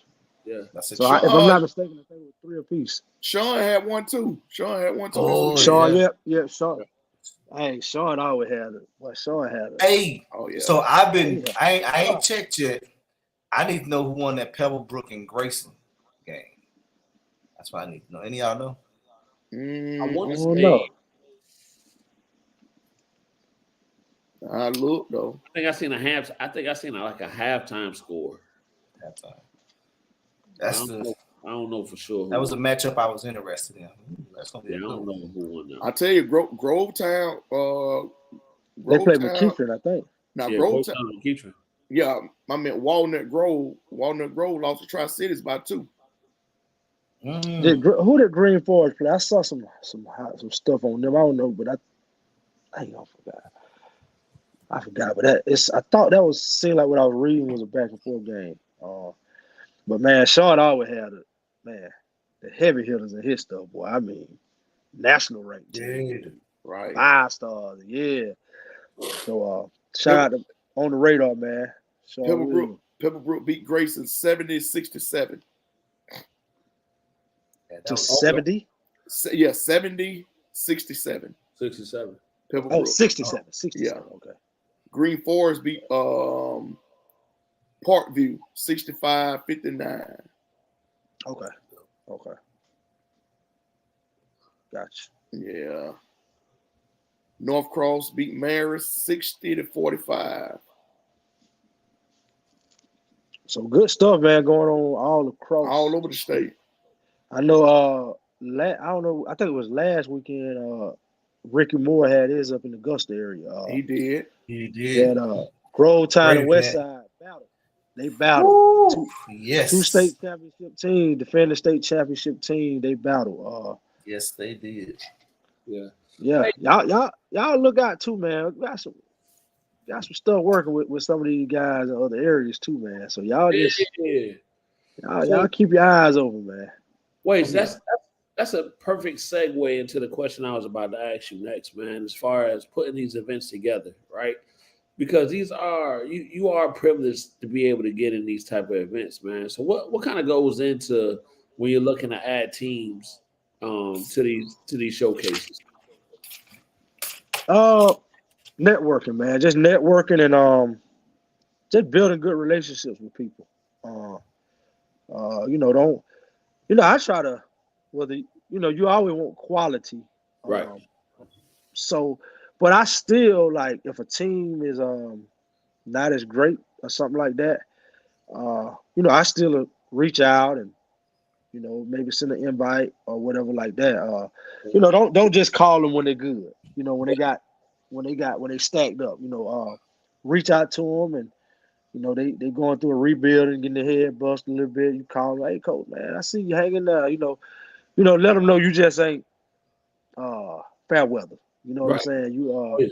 Stuff like that go a long way. So they'll remember that and they'll look out for you on a lot of different fronts like that. So just networking, man, and building good relationships. That's really the gist of it. Yeah, but I think we're to the point of if we didn't say that, but being invited to these events do mean something to these teams as well. Yeah. You got teams that it means a lot to the ones that get invited, and some that don't get invited. They feel a little slighted. Right. But a lot of time it's just circumstance. It's not that you don't want them. Maybe you already have 5 or 6 games filled up, and then a lot of time you're hosting at other people's place. So you got to kind of follow house rules. So stuff like that. Everybody, you're not gonna get everybody every year. So that's why a lot of times I try to bring back some of the same teams, but I try to go outside and get the first year I had like South Cobb and the one year I had Marietta. So you just you try to Westover some teams. You just try to hit different teams as well as keep some of the area teams involved in it. Yeah, so it's kind of twofold, right? So being able to bring in teams that local teams will be able to play and compete against to show that they kind of belong and along those things. Right. Yeah. Right. Yeah. So I like to see it go there even more, where you have every matchup would be cross match. Like a Middle Georgia team versus a Augusta or Atlanta or right. Albany. I think that those cross matchups are good. But then, man, I don't know, man, because like the Middle Georgia versus Middle Georgia yesterday, I think that had a lot to do with the crowd. Yeah. I think that had a lot to do with people want to see Warner Robinson ball and girls. Yeah. And they local people. Yeah. So you kind of have to just look at it several different ways. Oh yeah. No, good stuff. Yeah. I try to take people behind the scenes, man, so they can get that insight of what goes on. Yeah. That's my that's part of my sideline reporting ways. Yeah. So I'll say this: ain't nothing in stone. It's not in stone yet, but we're looking at adding a couple more events, man, with some outside people. Trying to work out some logistic stuff, but just trying to keep it growing, and that's gonna help. Like I said, networking, even with like you guys, man, y'all. I'm pretty sure y'all start meeting some of the media people from other areas, and you never know where that stuff can lead to. So right, yeah, no, and just building a relationship with these coaches, and just seeing like I said yesterday, I think not that I was surprised, but just understanding and getting that realization of how dedicated these coaches are to the basketball culture and to their communities, as far as making sure these things, their teams and the pride that they take in that. So that's good stuff. Yeah. Yeah. Oh yeah. Yeah. Yeah. So no, all good stuff, man. All good stuff. And then I get to hang out with you guys all day, so that's always a good thing too. Oh yeah. But I did want to bring this point up. So Wasey, and again, I'm gonna talk about you. You don't walk around like this is my event with your chest out. You know what I'm saying? Like huffing and puffing. You in the cut somewhere. Yeah. I think one time I was like, where did Wasey go? Yeah. Only thing, man, I just want to make sure I have them. I go try to get the books, make sure the stack right. So, when I get ready, just kind of sit there and just take your notes and kind of take the game in or whatever the case may be, and kind of let us just do what we do. But yeah, you're not just like micromanage or in the middle or did this happen or whatever the case may be. So yeah, just from that standpoint, man, we appreciate it. Oh yeah, man. Oh yeah. Try to stay out of the way, man. Low key. Try to stay out of the way. Yeah, try to stay out of the way. Yeah. So, but yeah, no, always a good time, man. Especially like you said, bringing up Ron, Ball So Hard, Gary, Cubby, Jade, just seeing everybody in the building and being able to talk and fellowship with them while the games is going on and kind of catch up. That's always good stuff. Oh yeah. Yeah. So hey man, this coverage that coming, boy. Ooh, y'all stay tuned, man. Stay tuned. Hype South off the dribble, Warner Robinson All Stars. Hey, this coverage, boy. Oh my God. Content, baby. Content. Oh yeah. 3 weeks straight of content. Oh yeah. Yeah. Good stuff, man. Good stuff. It's gonna be even more come Saturday because I think CJ will be there Saturday. So okay. Yeah. He's doing streaming. The ticker and all that stuff. Yeah. Okay. Yeah. The ticker. So that stuff will be a good thing. Yeah, I think we got some. I think Jay did some. Not to give away none of her secrets, but she did some coaches mic'd up and some locker rooms maybe mic'd up and she got some stuff going on. Hey.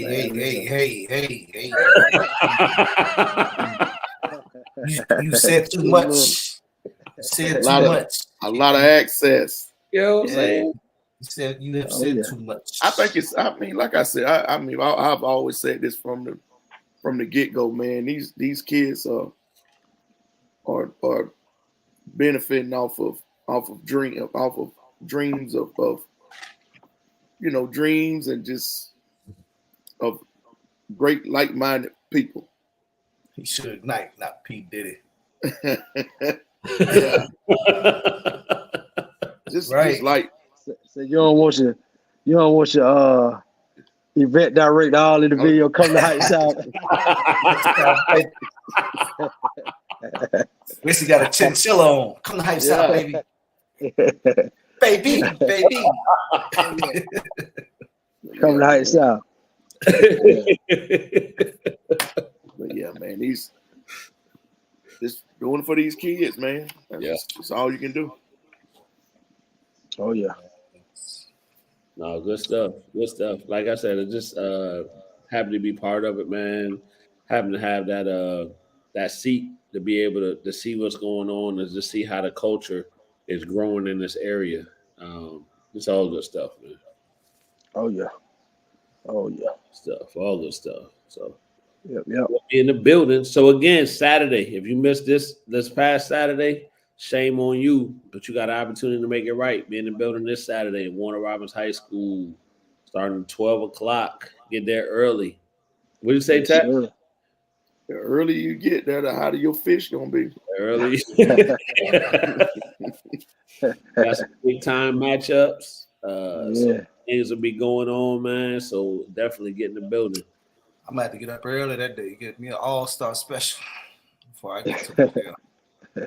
Hey, look, we don't play Friday night, so we can rest up a little bit. Yeah, but I was hurt.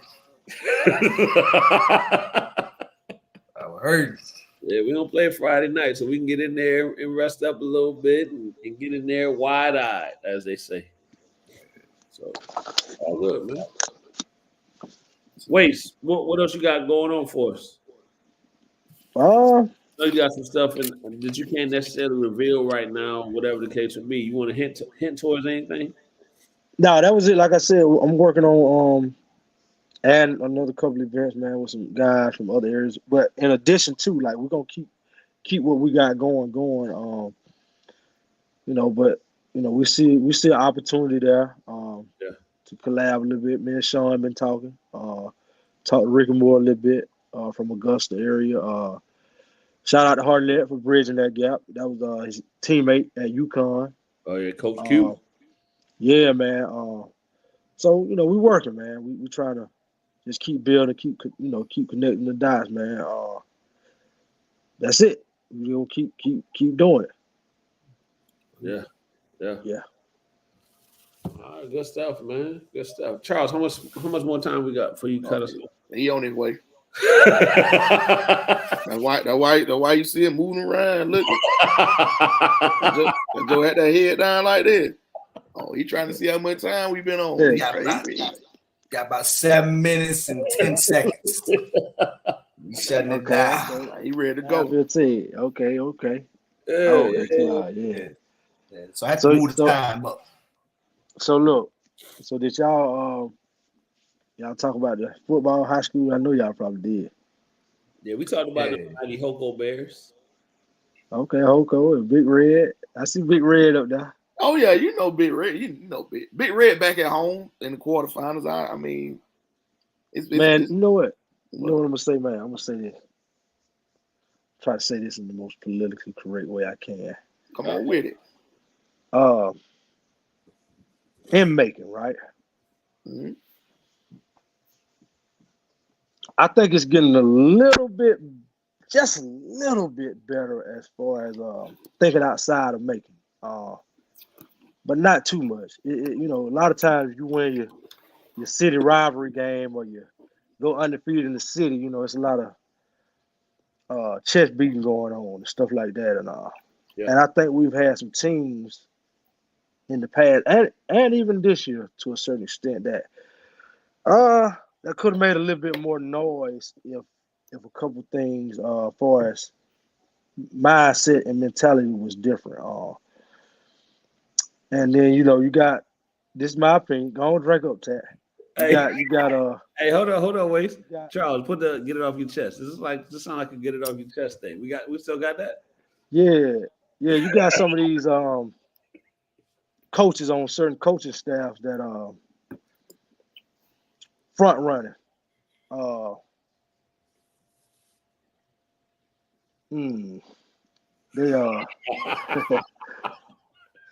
you got to be careful here, man.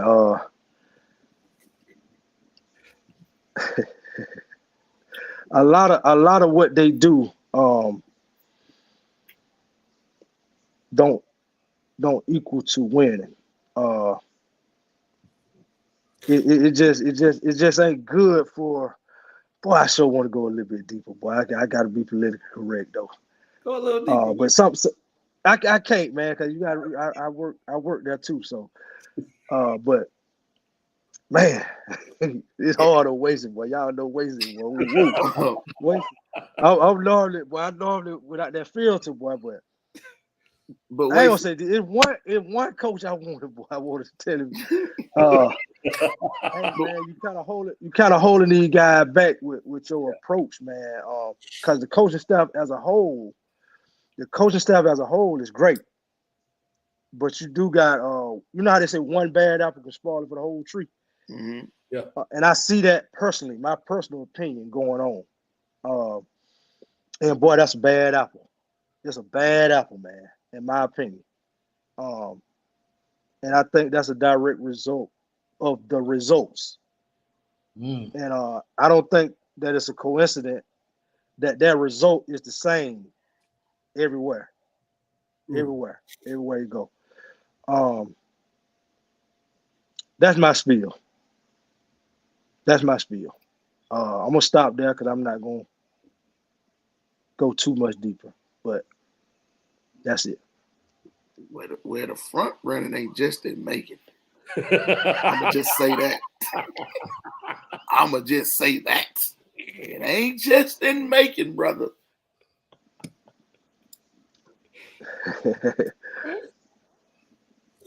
They beat Northside. I want to say they beat Northside in 75. That's true, Coach. But there's been a lot of state championship caliber teams since then. I mean, a lot of them. But for whatever reason, can't get over the hump. But I think a breakthrough gonna come somewhere. I don't know if it's necessarily football or I think we're gonna have a breakthrough somewhere. And it's gonna start. Is basketball the same? Is basketball the same way? Nah, basketball ain't the same either. It's not. It's a lot of different moving parts as to why. I think, but we always had state championship teams in the area.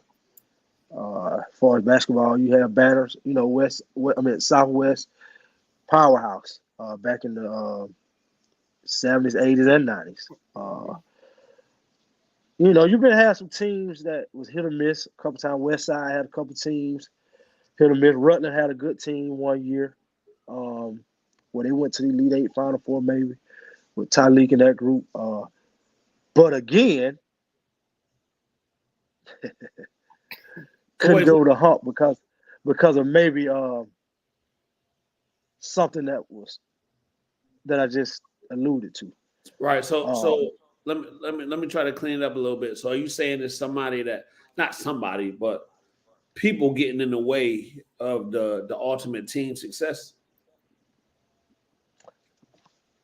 I feel like when you're that deep and you got that potential to win it, you got to be a certain level of focus, and it got to start at the top. Right. And if you're at the top and you're not focused, then the kids ain't gonna be focused. If you got a playoff game on a Friday night and Friday morning you trolling and bullying people and not focus on your game, right?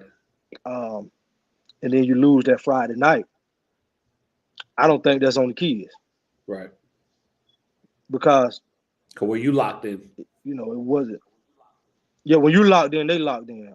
Yeah, and that's what I think. And I have my moment to get a little bit more in depth. It might not be publicly, but I have my moment. Right. To say what I need to say. Yeah. Yeah. So wait, I don't know if you had tuned in earlier. I know you had some stuff going on before you jumped on the show, but we kind of it was a similar type conversation that we were having as far as some of the comments that were made after the Warner Robins Hoco girls basketball game, right? And Warner Robins got them pretty good, right? And understanding the dynamics, right? So I think everything has to be put in context before people just start commenting or giving their opinion or something along those lines, right? So when you have a team that maybe graduated a whole bunch of seniors and you already know they're inexperienced and they everybody catches a bad beat down at some point, right? If you're in sports, it's going to happen at some point. Regardless of what level you're playing at, something's not going to go your way, and this is not going to be your night, right? Professional, college, high school, amateur, AAU, whatever, right? But then to get people to jump on that and try to pick that apart and say, well, teaching's not going on, or this not happening, or that's not happening. Me personally, right? I don't think that's fair to the coaches nor to the kids, because everybody kind of, if you understand and following that team, so to speak, you understand that, yeah, this is going to be probably a down year for them, but they have to retool. Well, it's, first of all, it's 100% personal when stuff like that happens, but I wouldn't say it's unfair. It's fair. It's fair game. You just live with it and take it for what it is. But make no mistakes about it. When you get comments like that, it ain't random. It's personal. So you just, you take it, but I'm pretty sure maybe comments were made about Hoco. And by the way, shout out to Coach Johnson, my college teammate, Danielle. Coach Johnson, he does a great job rebuilding. Yeah, got some young girls, but I guarantee you those same comments were made last year. Not even a year ago, a couple months ago. They weren't making them comments. And I always say this about coaching. Coaching, you're only good as the players you got. I believe that. I can remember one time when our coach, prior to Coach T, retired. We lost 7 seniors from Elite 8 squad, ranked top 3 in the state. I think we won 20-plus games. Lost at the buzzer to the #1 team in the state. And I think that was a state championship caliber team. But we had 7 seniors. And a lot of sophomores and stuff on the bench that never got in the game. So then the following year we had, we were just down. And so right. I had somebody who was asking about who, in my opinion, would be a great fit to take over. And my answer was, I don't care if you bring Phil Jackson in here. You're going to get his ass beat because of what he got. Right. He just ain't got – you got what you got. And you have to coach it up, develop it, and it don't happen overnight. So all of that part of coaching. So that's why I say it's fair. And the people who know, like us, we understand what it is. We know what Coach Johnson brings to the table as a coach. Right. We don't saw his work. So, he on the down year. He rebuilding. But like I said, go back to earlier, just because he's down, it don't mean you turn your back on him. Don't call and don't support him like you were 6 months ago when that gym was over there filled up when they were winning the region and going to the state playoffs. So that's fair weather. That's a fair weather fan. Well, that's somebody got a personal agenda. But that's the thing. That's the thing, no wasting. When you start making comments like that, you were never involved with the program in the first place, and that's probably part of the problem. Yeah. Because you're not a part of the program. Yeah. And that's what a personal. I'm pretty sure the personal ill will is coming from, because you're not a part of it. They're not listening to you. Right. And it's personal. I don't know who said what or what was it, but I tell you this. I can almost be willing to bet you when you get to the bottom of it, it's going to be a personal agenda. 90. I'll tell you this: 90% of stuff like that comes out of people's mouth, they can never tell you what you've personally done to them. Right. It's always going to be something that you haven't done for them, or have it done for somebody that they cool with, or have it done for. They can't never say what you done to them personally, but they can say what you ain't done for them or ain't done for somebody that they are associated with. Yeah, and that's where the personal stuff come in at. Mm. And these are grown men, like over 30 grown folks. But shout out to Coach Johnson, man. Coach He'll Johnson. Coach Johnson. He'll be back. Yeah, he'll be back. Coach Johnson do a good job over there, man. And all, you know what, man? I think all the coaches, for the most part, who you have a select few who not whatever, but for the most part, man, these coaches, man, they putting their time and money, energy, effort, man. People ain't just doing this for their health, man. They're doing the best they can do with what they got, and I believe that. And like I said, you do have a few outliers who ain't just locked in where they should be, but for the most part, people are trying to win. Bro, like I use one of your lines. Know your lane. Yeah. That's it. Know your lane. If you ain't coaching high school basketball, that ain't your lane. Yeah. And it's so early. It's so here's the other thing, man. It's so early. Second game of the year. They don't supposed to be able to hang with a Final Four team that didn't lose anything after losing 5-6 seniors.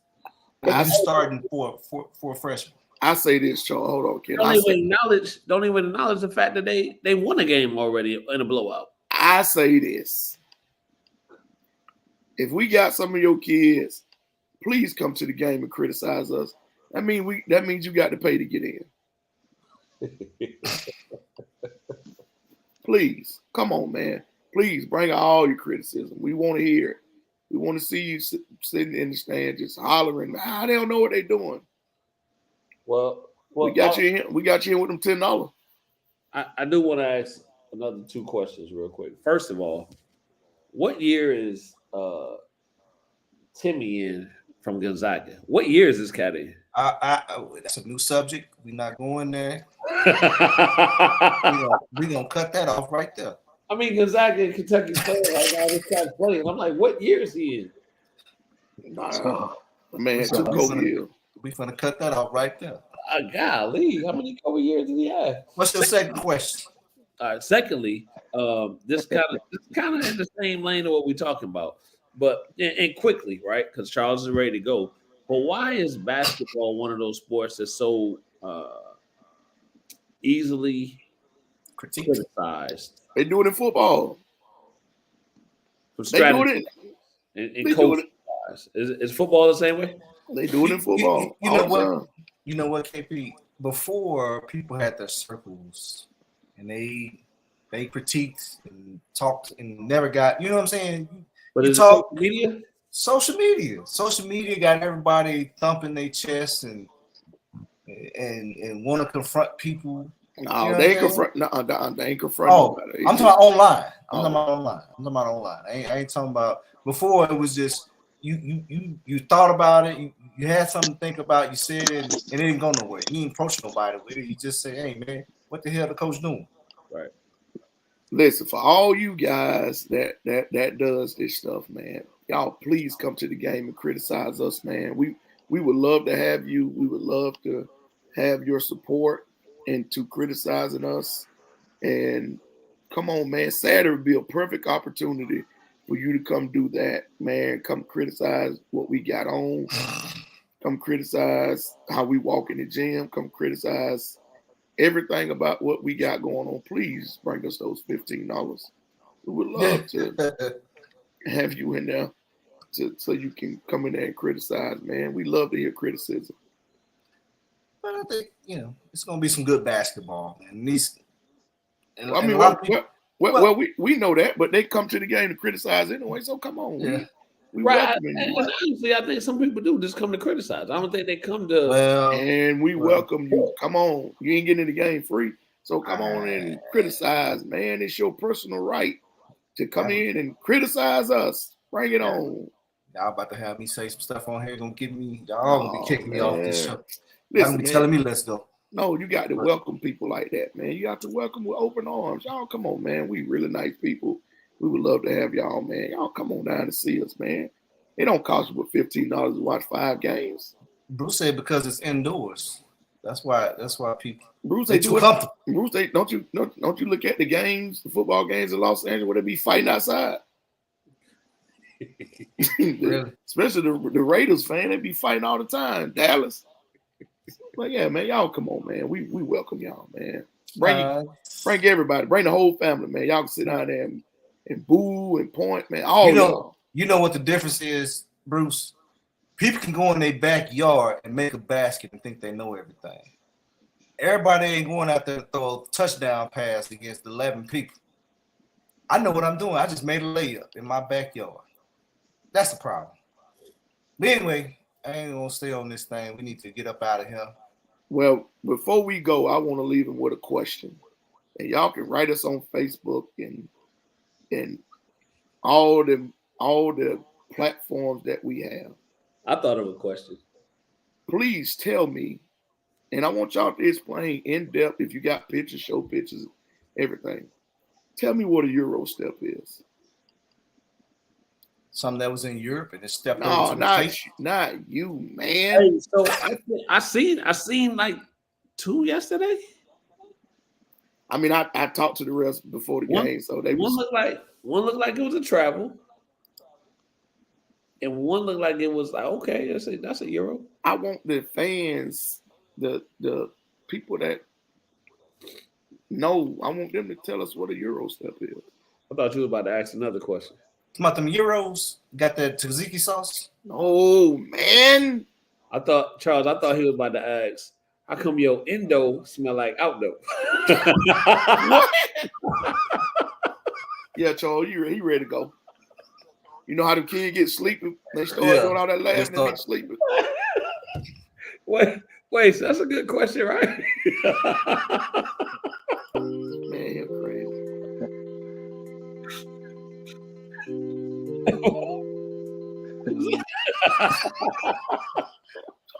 Hey, I'm finna do like what's his name? Joe Budden did Migo. Hey, Charles, wrap that up, Charles. Exactly. Like my boy say, we gone. Well, wrap it up, dude. That what he said. Well, wrap it up, dude. Hey, good people, we appreciate y'all for tuning in with us. Y'all definitely come out. Next weekend, we'll have the boys event, November 26th, starting at 12 o'clock. More content gonna be coming out about with the girls event that just passed this past weekend. So stay tuned for that. Follow us on the platform, Hype South, Off the Dribble, One Robert All Stars. Y'all stay tuned. Thank you so much for tuning in with us. Peace. Yeah.